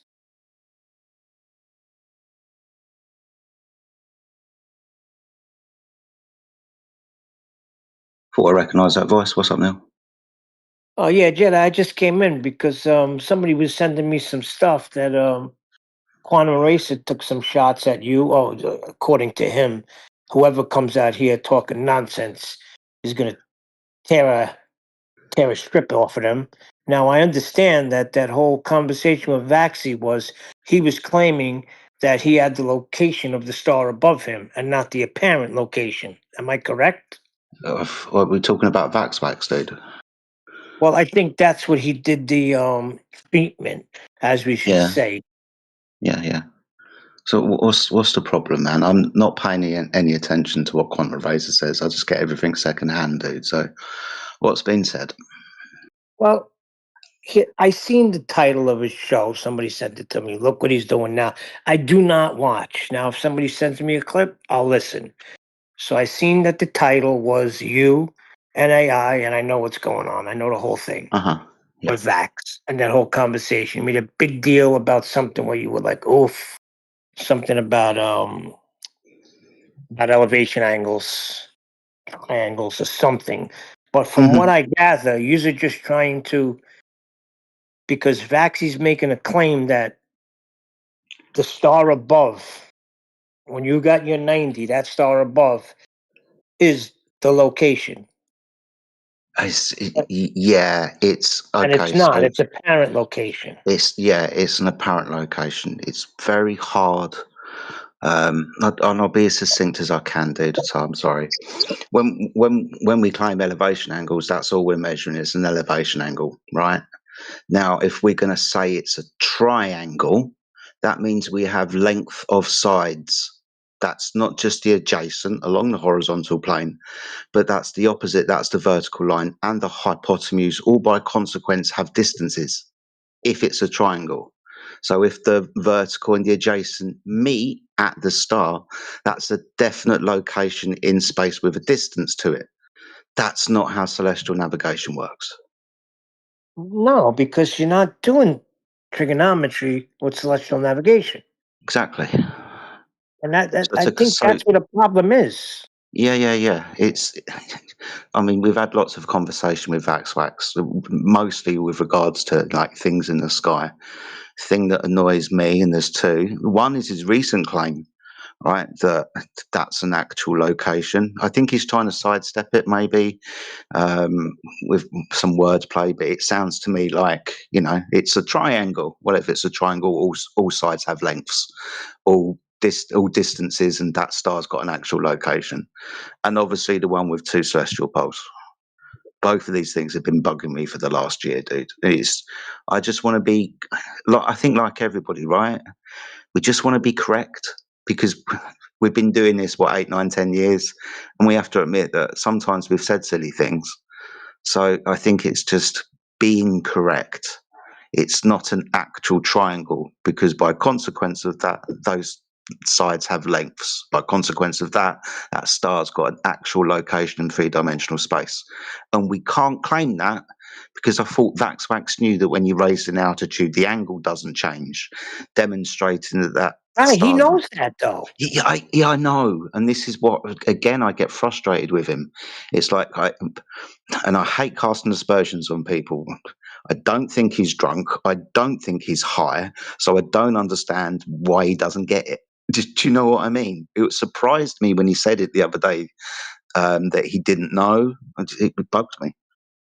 But yeah, I'm not paying that much attention to what QE says. He's butthurt about loads of reasons. But from my point Well, of view, I'm just trying to be bloody clear, and that's it. right. Well, from what I heard, they're mocking you and AI, right? I haven't listened to the whole thing, so I can't give a proper breakdown of what they're saying. But I know what Vax says. I know he knows that that's an apparent location, that nobody knows what the Celestials are. We don't know what they are, what they're made of. And like you said, you could be on a freaking plane, on a boat, on the ground, and it's still the same freaking height.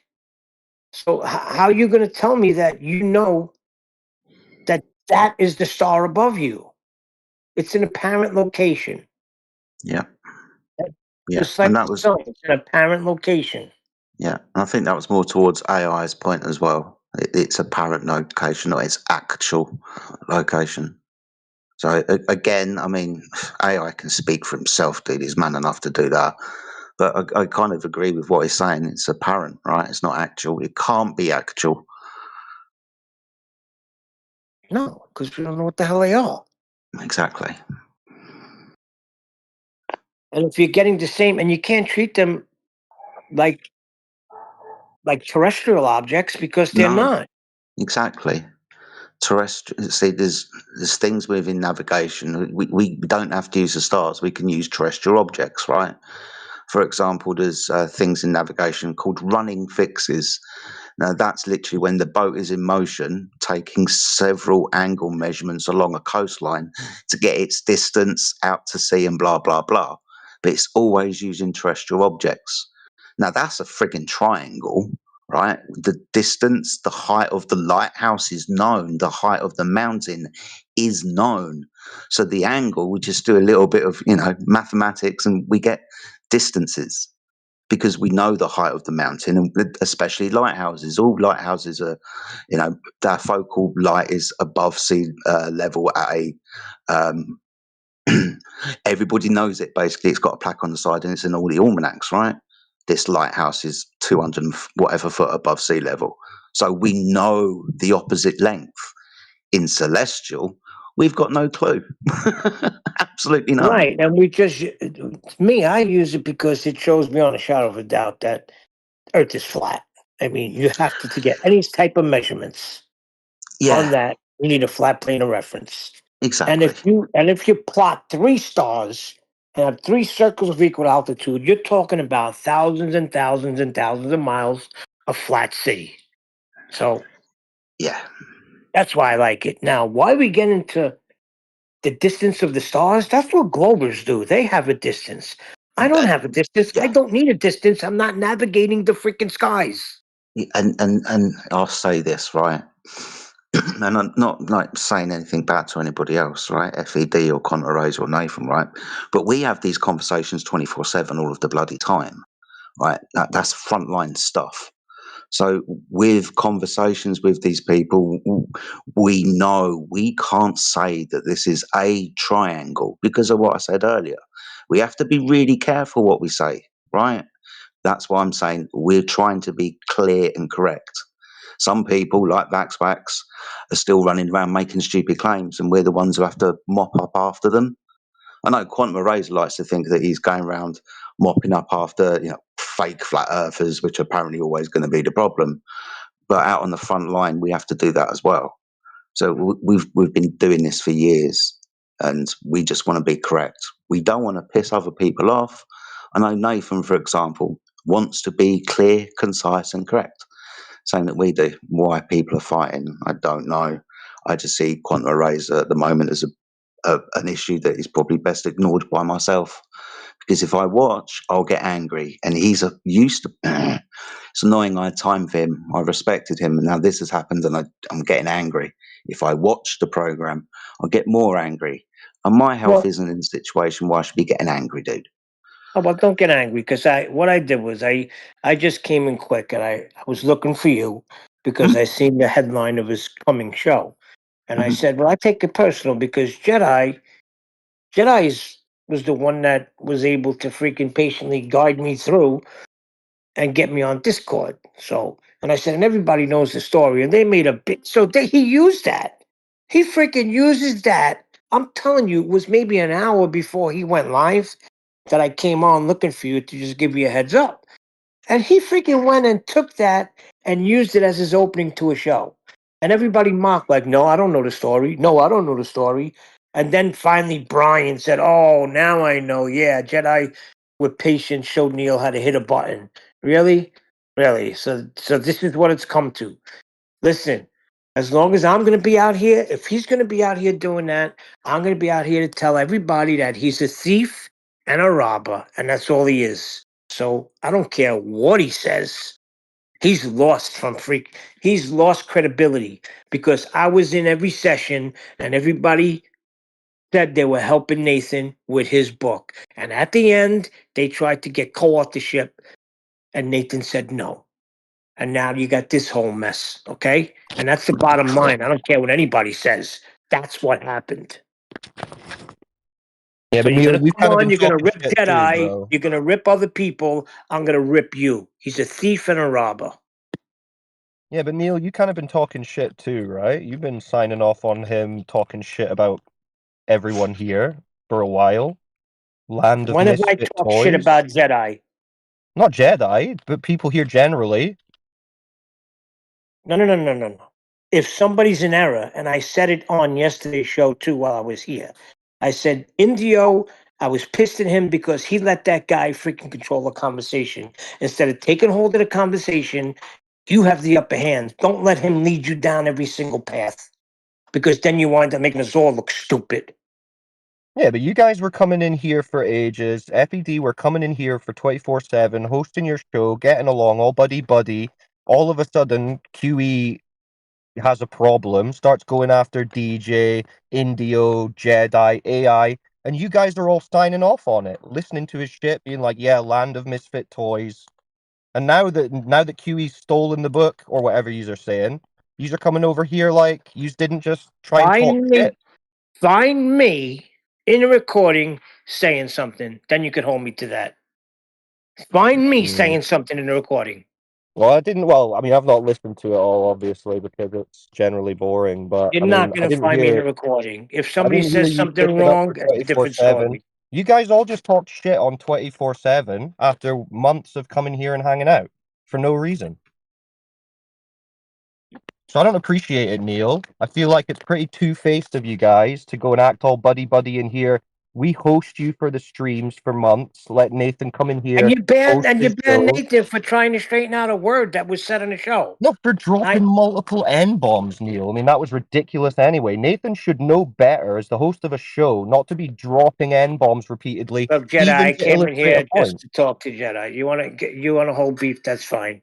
No, I'm not Right. holding If I'm a beef. I'm two-face, calling out if I'm people a who are two-face, I'm a two-faced. two-face. Well, Yeah, I'm here to call out you are pretty Huey. two-faced, Neil. You are No, pretty I'm not two-faced, unfortunately. two-faced. I call a thief, and that's what he is. Well, you were never A thief. calling them out when they were talking shit about us after you guys had no problem hanging out here for months hosting the show. So no, I don't take kindly to It it. wasn't justified. A perma ban wasn't justified. Now, I've recently got new information that it wasn't a perma ban, so That's not I even the pulled issue. back. That's not even the issue. The perma ban wasn't in bad blood. That's because it's TOS and we've got servers that we host on that tell us we can't have certain Listen, words it was being explained used. to me So last that was night. I never don't anything need you to personal explain it against again. Nathan, right? But then Listen, FED started yeah. getting personal about everyone on 24/7 and just talking shit, saying the whole place is full of misfit toys, whatever retarded insult that is. And you No, guys were that's all not laughing along, FED. clapping Hold about it. on. Hold on. That's freaking Quantum Eraser's channel. Yeah, Was I and a part of that panel? you Yes, I guys was part of the entertained it. panel. You guys signed off on it. You guys were clapping along. Good one, Quantum Eraser. Yeah, misfit toys. They're all retards. None of you guys were standing up saying, "Hey, Find me, Jedi's hold me on to the there, recording. Indio's on First, there. These are good guys." None of you okay, guys had are anything you to going to say let me when QE talk, was or are you going off. just going to keep running your mouth? Why don't you listen to what QE said? Because I got a clip where QE said, yeah, Neil was here, but all I ever heard was him accidentally coming off mute. I was working most of the time on QE show.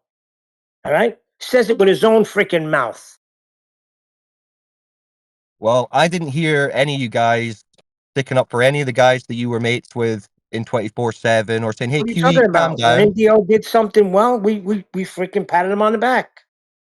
But not Nah, taking hold of that conversation, nah, you you take can't a have your shot cake and at. eat it too. You guys were talking shit when it suits you, and now the whole thing's falling apart. These are coming back all buddy buddy. Nothing's falling apart. I Yeah, the just whole came on the thing's show falling because apart. No one's I'm listening. personally Everyone's connected pissed to off. You guys are Jedi. stealing each other's work. Look, It's all here we falling go. No, apart. okay, what's falling apart? Yeah, the whole You think endeavor. FED's Whole you think endeavor. FED's falling apart? Well, Okay. seems to be. Seems to be. Okay. Yeah. No one's No, listening. No just one's somebody turning got up. caught thieving, that's all. So you're going to have to come here if you want to hear any actual new people, because no one's going to turn up to FED, sadly, because of the way he's treated everyone. So you aren't going to have any Jedi. content from any new people. Jedi, I'll talk to you when this jerk off's not around. Yeah, Neil, go and do it in DMs. I don't want to listen to your two-faced bullshit around here anymore.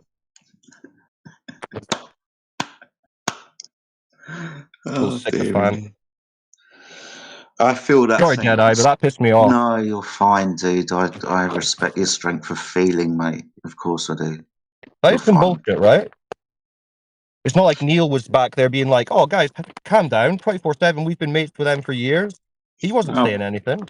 let's be fair, right? They've been after AI for ages. And that thing with AI and Brian is just fucking pathetic, dude. Yeah, enough's enough on So that. there's loads of little bits over time where apparently we haven't got on with people on our own side, FED and 24/7. And in some certain instances, like you've pointed out, mate, it's two-faced behaviour. Yeah. I like Neil, right? As far as I'm concerned, his heart is in the right place. But I can't speak to everything that he said, dude. I don't pay that much attention. If yourself and other people feel a way about it, then I can only Hey, listen, respect to be it, man. honest, I'm not paying that much attention to it either. I'm just going on the general vibe, and I know Neil's there all the time. Mm-hmm. I've not heard him sticking up for 24/7. Like in my mind, he should have. If Mm-hmm. he actually feels the way he does about it, as he's coming in here acting like he does, and he still comes Mm-hmm. in here and acts like, "Hey, we're all chill, we're all buddies," and then goes and just like sits back as they totally trash it in another channel. And I mean, normally I don't really care about that, but now it's getting a bit annoying because they keep going. Yeah. I think I didn't pay any much. I didn't watch apart from about 10 seconds of the Quantum Racer stream yesterday. Like I was telling Neil Worley, everything that I've heard about it is secondhand. I'm Yeah, fucking I've not pissed watched off, it. I mean, dude. it's too boring to watch anyway. I couldn't sit through it even Yeah, if I you know. tried. But I mean, maybe my anger there isn't like totally directed at Neil personally. It's the general situation. But Neil is kind of like one of the main guys there, so he can hear it. I don't really Yeah, care. yeah, yeah. Yeah, yeah, yeah. I mean, there's and again, this is no disrespect to Neil, but there are other people on that server that are higher than him. Neil's there and absorbs information and cheerleads, right? Let's be fair. Yeah. But other people like Brian, fucking hell, Flatsy, I'm actually, Oh, I know, right? yeah, Flatsy, I'm upset about. Yeah, isn't that Flatsy's some been bullshit? 24/7 for like 8 years, or like since 25 years or whatever it was, just after COVID. Totally. So Mates with she's, you. This is what pissed me off about it. I mean, these are people who I know you've got personal relationships with and have done for years, and now they're just all of a sudden out of the blue trying to throw you under the bus and call you out. I'm like, what is it? I don't know, man. I don't know. I get loyalty. I understand people like show loyalty to things, and that's what Neil like. He's a loyal person. I understand Flatsy is loyal to QE, right? I guess when all is said and done, that's where she's planted her flag. Well, I guess, right? That's the But you know side that what? You she's know what chosen. though? Like, you could. It's childish in that respect as well. 'Cause it's like, even if you want to say you still like QE and you're cool QE, that's fine. That doesn't mean you have to then start talking shit about Yeah, you or yeah, the other people that she hung out with and spoke very cordially to and was mates with for years. Like, to be loyal to QE, she has to start trashing her old friends. Like, yeah, that's just weak exactly. shit. Yeah, exactly. And that's what I was getting around to say. That's why I'm upset because it is weak. You are It just correct. was the quality of character very Yeah, low, very disappointing. yeah. And normally I don't get involved in the drama because I'm like, what's the point? Yeah, exactly. But at this point, it's like, you guys are just showing like the lowest quality of character. Yeah. Yeah, I've decided I'm going to coin all of the drama as FETV, like MTV, but it's flat Earth. Yeah, it's like that, isn't it? The only way is flat Earth. It's so unfortunate as well because I like QE's stuff generally, and he's got a good way about him for getting messages across to people, and not in necessarily how he's had the conversation directly. But it would be nice if he was still working towards a good goal, which would be the promotion of flat Earth rather than taking down anyone that he perceives as not giving the exact kind of argument that he wants to give. Or he's just going after flat earthers, burning bridges instead of just, I don't know, working on decent content. So the king wanted the self-proclaimed king wanted to be king. That rubbed people up the wrong way. That rubbed me up the wrong way. Yeah, it went like human sheeple on it, which is unnecessary because it's like, QE, everyone's already like rating your arguments. We appreciate the content, good stuff. Why do you need to like go and spoil it with all this drama? Yeah, exactly. But hey ho. Hey ho, We, as another day. always, will just batten down and carry on, dude. I know we're the one that's going to have like content to still go, so people will turn up and talk to us because we're not siloing ourselves and going mental at new people coming in. We're just trying to have a conversation.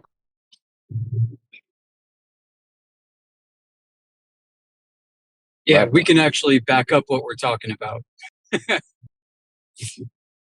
We're not using broken citations and cherry picked quotations. Yeah. Anyway, you boys are all doing well. I just Oh, had to get Lord. in there to heard Neil on, and I was like, I mean, fair enough, he wasn't involved in what was going on last night, so maybe it was a bit unfair how I spoke to Neil there. But to be fair, I wasn't being like too hard on him, but in general, that's how I'm feeling about a bunch of those people.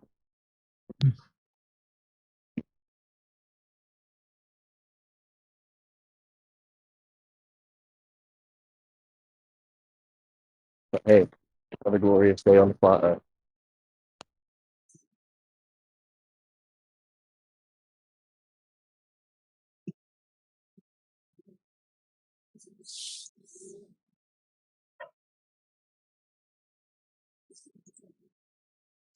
Well, Flower, have you got any questions so that we can get a conversation going?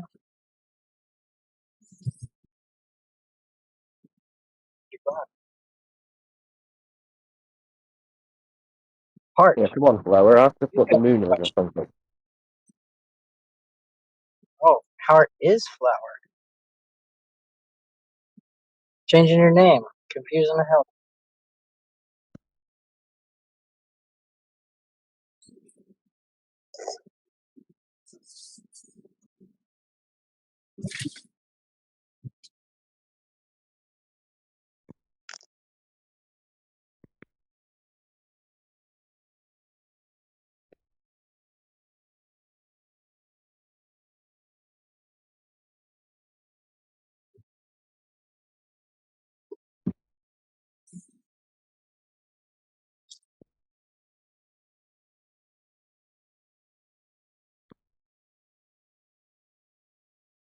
I guess Flower doesn't have any questions.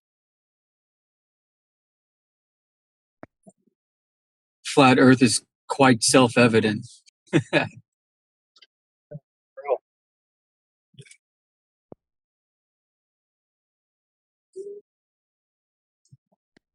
Yeah, what you see is what you get.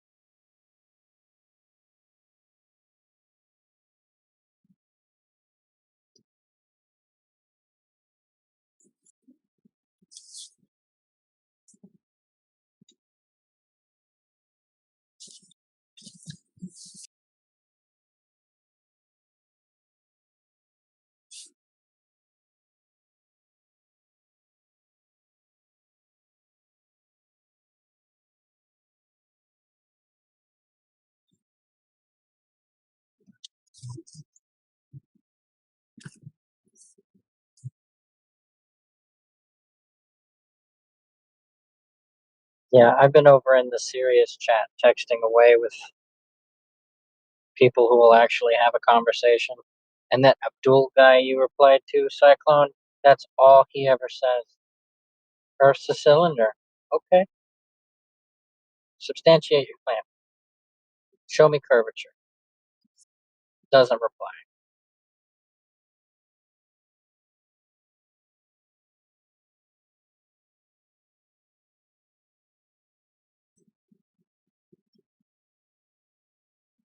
Yeah, it's a weak cope, isn't it?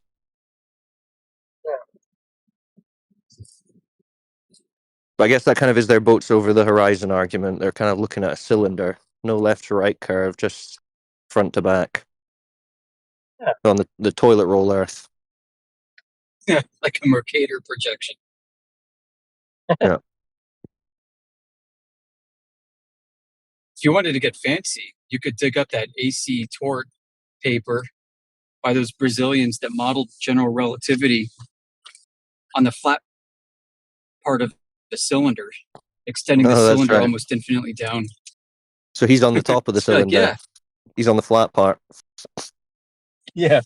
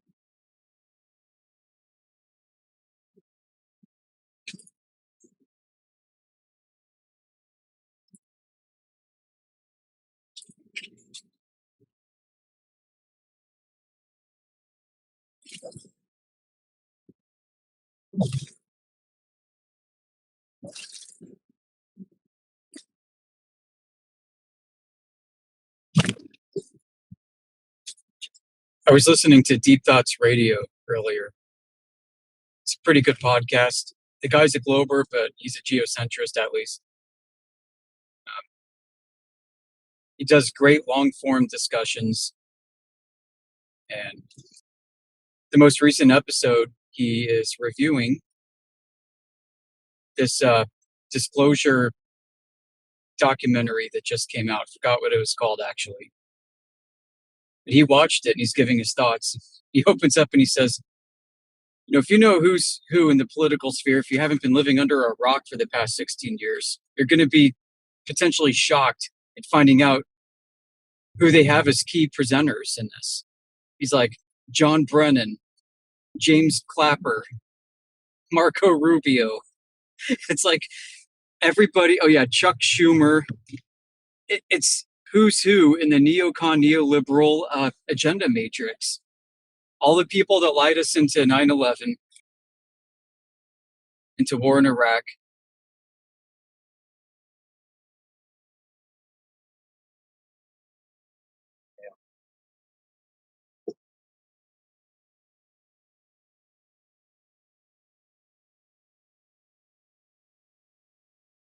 He goes on to say that the documentary is pretty milquetoast as far as information goes. There's nothing new that they talk about that you haven't heard already. You're just hearing it from their mouths.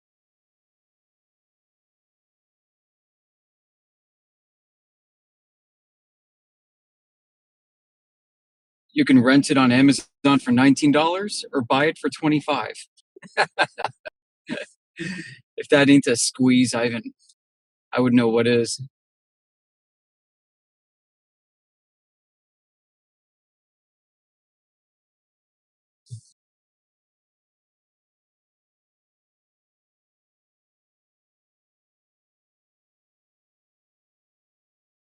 I think he also said in every instance, these people are just reporting hearsay.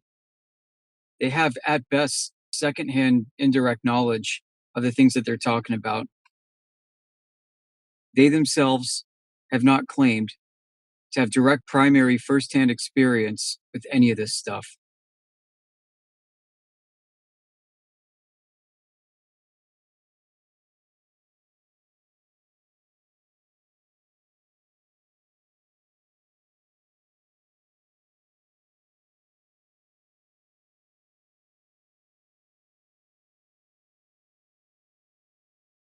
And it leads you to wonder, is this another PSYOP?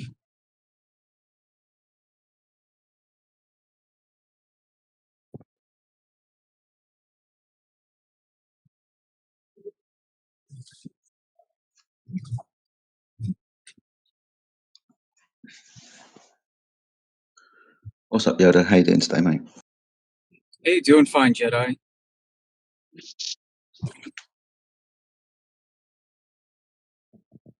If you haven't yet listened to Deep Thoughts Radio, where they review this UAP disclosure documentary that just came out, he does a really good job dissecting it. Sorry, what? UAP was in UFOs? Yeah, this documentary just came out maybe a week ago, at least in the United States. This documentary features, as I was just saying a minute ago, I don't know if you heard, but the most prominent figures you can think of in the neocon, neoliberal, pro-war matrix. You got Chuck Schumer, you've got John Brennan, James Clapper, like all these disgraced intelligence chiefs. Right. All these people that lied us into war. Weapons of mass destruction. All of that.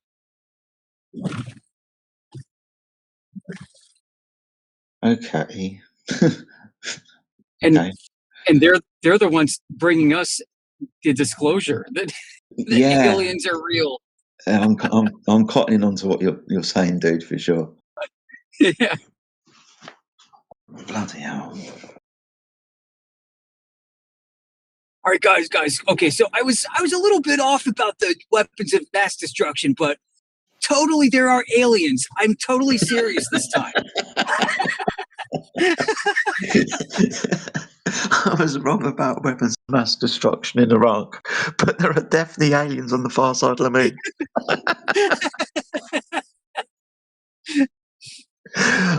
Okay, I get it. That's fucked up. Yeah. That is fucked up. Isn't that fucked up? And yeah. To be fair, I mean, I don't necessarily know the names of the people that you spoke about, right? Because obviously, like American people and politics. But if you'd have said Tony Blair, I would have been right on it straight away because he was the British Prime Minister at the time, or weapons of mass destruction, and he was one of the guys over here in Europe who convinced the rest of the world that there were definitely weapons of mass destruction. So yeah, if Tony Blair starts turning around saying that there were, alien colonies on Mars and shit, then yeah, I'm not believing that shit. Yeah, it's pretty funny looking at the cast of Muppets that are the ones that they decided to bring forward. We're talking career lifetime politicians, career congressmen, which I have a problem with based on principle. If you do a stint in Congress, it should be just that, a stint. Like all these people that can get reelected again and again and again and again and again just blows my mind. Yeah. And then you got these what I would call disgraced intelligence chiefs. One of them was embroiled in the 9/11 hijacker story. The other one was embroiled in the domestic surveillance controversy with Edward Snowden. Yeah. Like, totally trust us, guys. Oh yeah, totally, yeah. Huh.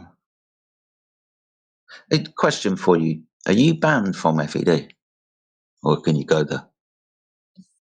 I could probably go there. I don't know if I'm banned. Okay. I haven't been in the server.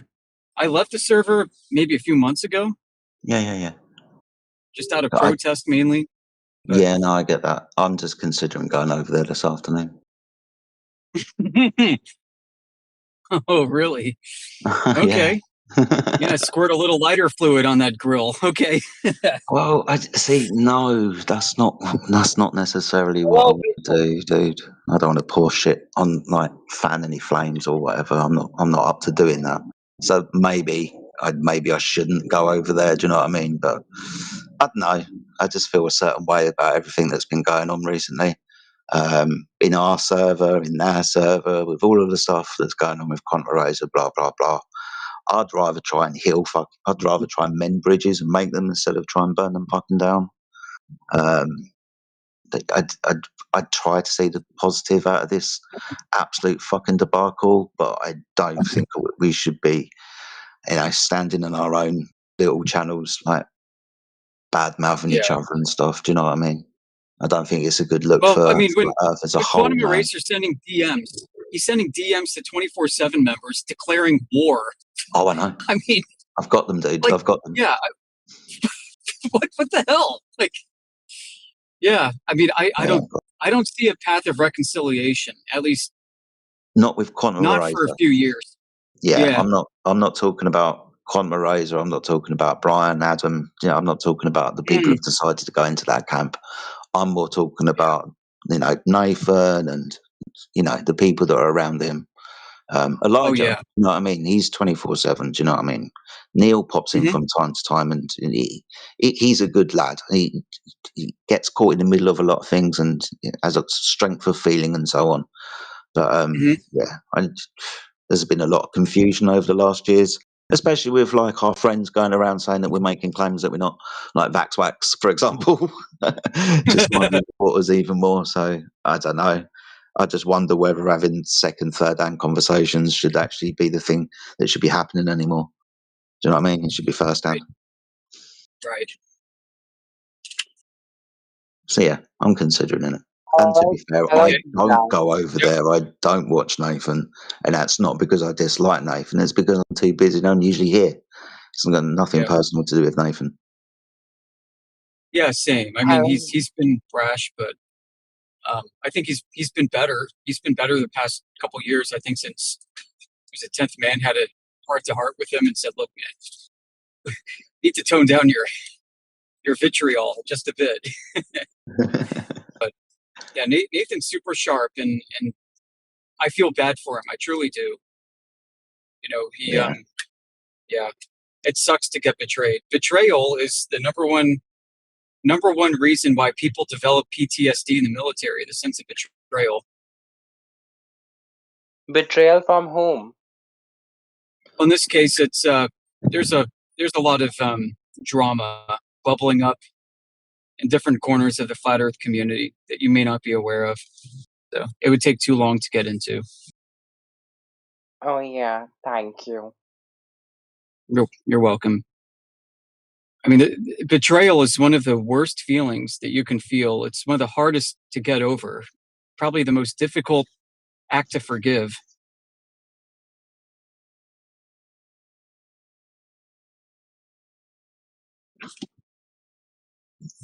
It can just eat you up and erode everything about you. Yeah, About your that's so relationships. true. Exactly. There should be a law to prevent betrayal, I think. Yeah. How do you propose that? Public beatings? No. Public shaming on Instagram. There you go. That'll do it. Instagram is a very important tool in order to connect to everyone. Jedi, do you use Instagram? Do you have an ID? The only Hey, you got social it, man. media I've got is Discord. I haven't got Facebook. I haven't got Instagram. I haven't got TikTok. I haven't got any. I watch YouTube sometimes, but social media like that, no interest for me at all. Sorry. Oh, okay. Anybody here who is like on all the social media platforms like Twitter?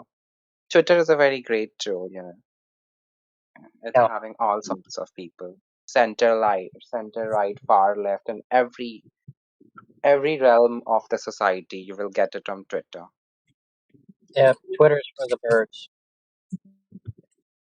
On Twitter, there's a page called Flat Earth. I bet their arguments are terrible. Yep. Okay, let me read a few of their arguments. Wait a minute. Where's my Twitter ID? Yeah, let's have a laugh. No, wait. I think Twitter people are generally smart compared to Instagram. Okay, so we have Flat Earth Zone. Okay. The first hour after realizing okay, he is just posting memes and everything. Believe it. You have been programmed since the day you were born to believe that the Earth is spherical.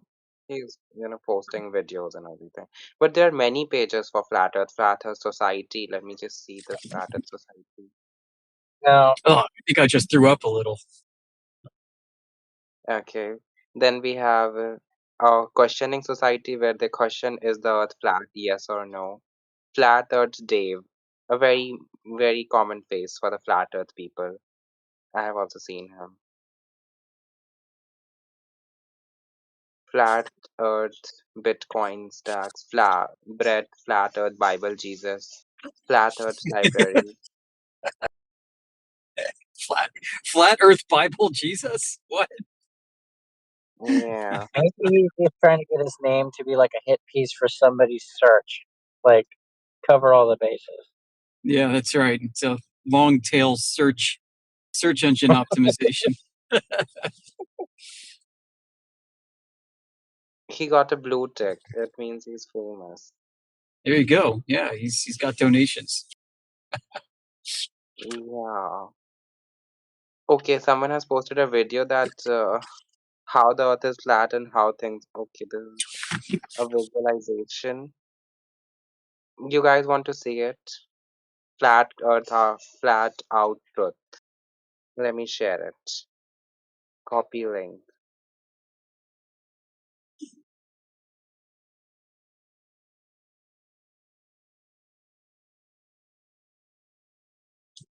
I have shared it.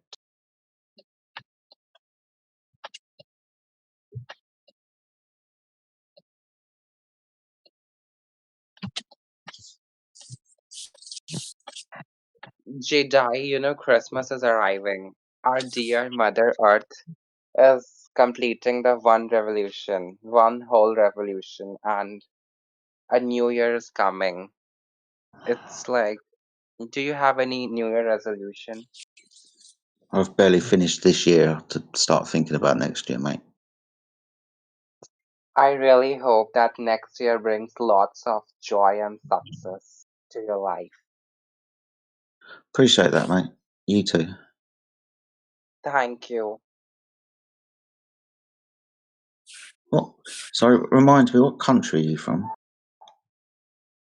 I'm from India. India. Okay. It's not much of a Christian country, is it? It's Hindus, Muslims, primarily. No, Christianity is the third largest religion, and if you like combine and that too, all the Protestant and Catholic, the big cities, it's all decorated for Oh, Christianity. Yeah, wow. and yes, and in many states, it's a like dominating religion. How do you decorate in India for Christmas? Do you have things like Christmas trees? Yeah, we have coniferous Wow, forest in India. that's absolutely amazing. I find the way that different countries celebrate Christmas kind of fascinating. Yeah. Like all the streets and malls will decorate Christmas tree, big Santa Claus and red. It is mostly visible in the Northeast where Christianity is the most dominating religion, but also in like Kerala and many states. Ain't Christmas a pagan holiday? Nobody cares. India is having the highest number of Catholic schools. Okay. No, Do you have or we're things like not fake snow? religious. We are not religiously rigid. Okay, India is a very, India. Yes, we celebrated with lots of happiness. good. Do you have decorations where Santa is pulling a sleigh with reindeers on snow and stuff? Yeah, That's in crazy. many states, like for example in the northern states, but in the middle it doesn't snow, but still they create artificial snow Yeah, and they do that makes me laugh. I was From speaking which to caste some is of our Santa Claus Australian friends considered? the other day. Like, obviously, because when we're in winter, those guys are in summer. So it's a complete switch arounds when they're decorating, for their Christmas and still using Santa wrapped up in warm clothes with reindeer pulling on snow and things like that. It's when it's like 37 degrees outside. I just that. Yeah, find it really, really amusing. soon, Christmas carols will be heard. Even in my state, Islam is dominating religion. But still, in the radius of like just 5 kilometers, there are three church and cathedrals, and one is Catholic, one is Protestant, and other one I don't know what's the faith of that church. Well, Christianity is you'll rapidly either have rising. Catholic, Orthodox, or Protestant, and then Yeah, each of those have their own branches of denominations. Like yeah, yeah. it's Every year they gift Bibles as well. Yeah, I have many pocket Bibles.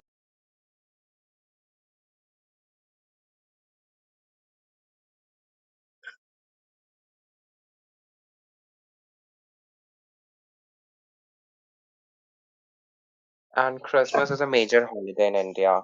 Whole of India gets a holiday on 25th.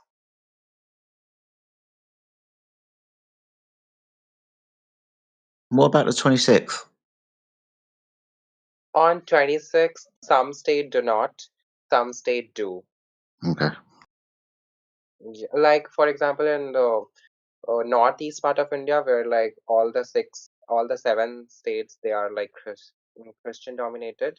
They have the holiday from like 20 to January 10, a complete winter vacation type thing. Oh, okay. Yeah.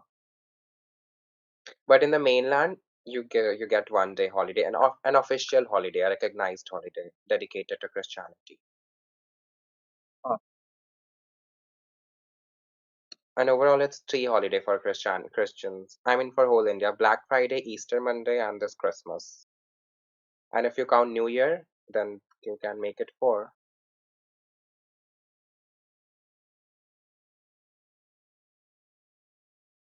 What's a traditional Christmas meal for you guys in India? Um, they they distribute puddings and everything. Uh like my household isn't Christian, so I don't know what. But in the church, I was from a Catholic school, so they used to give us candies, and we have used to have Christmas party like thing on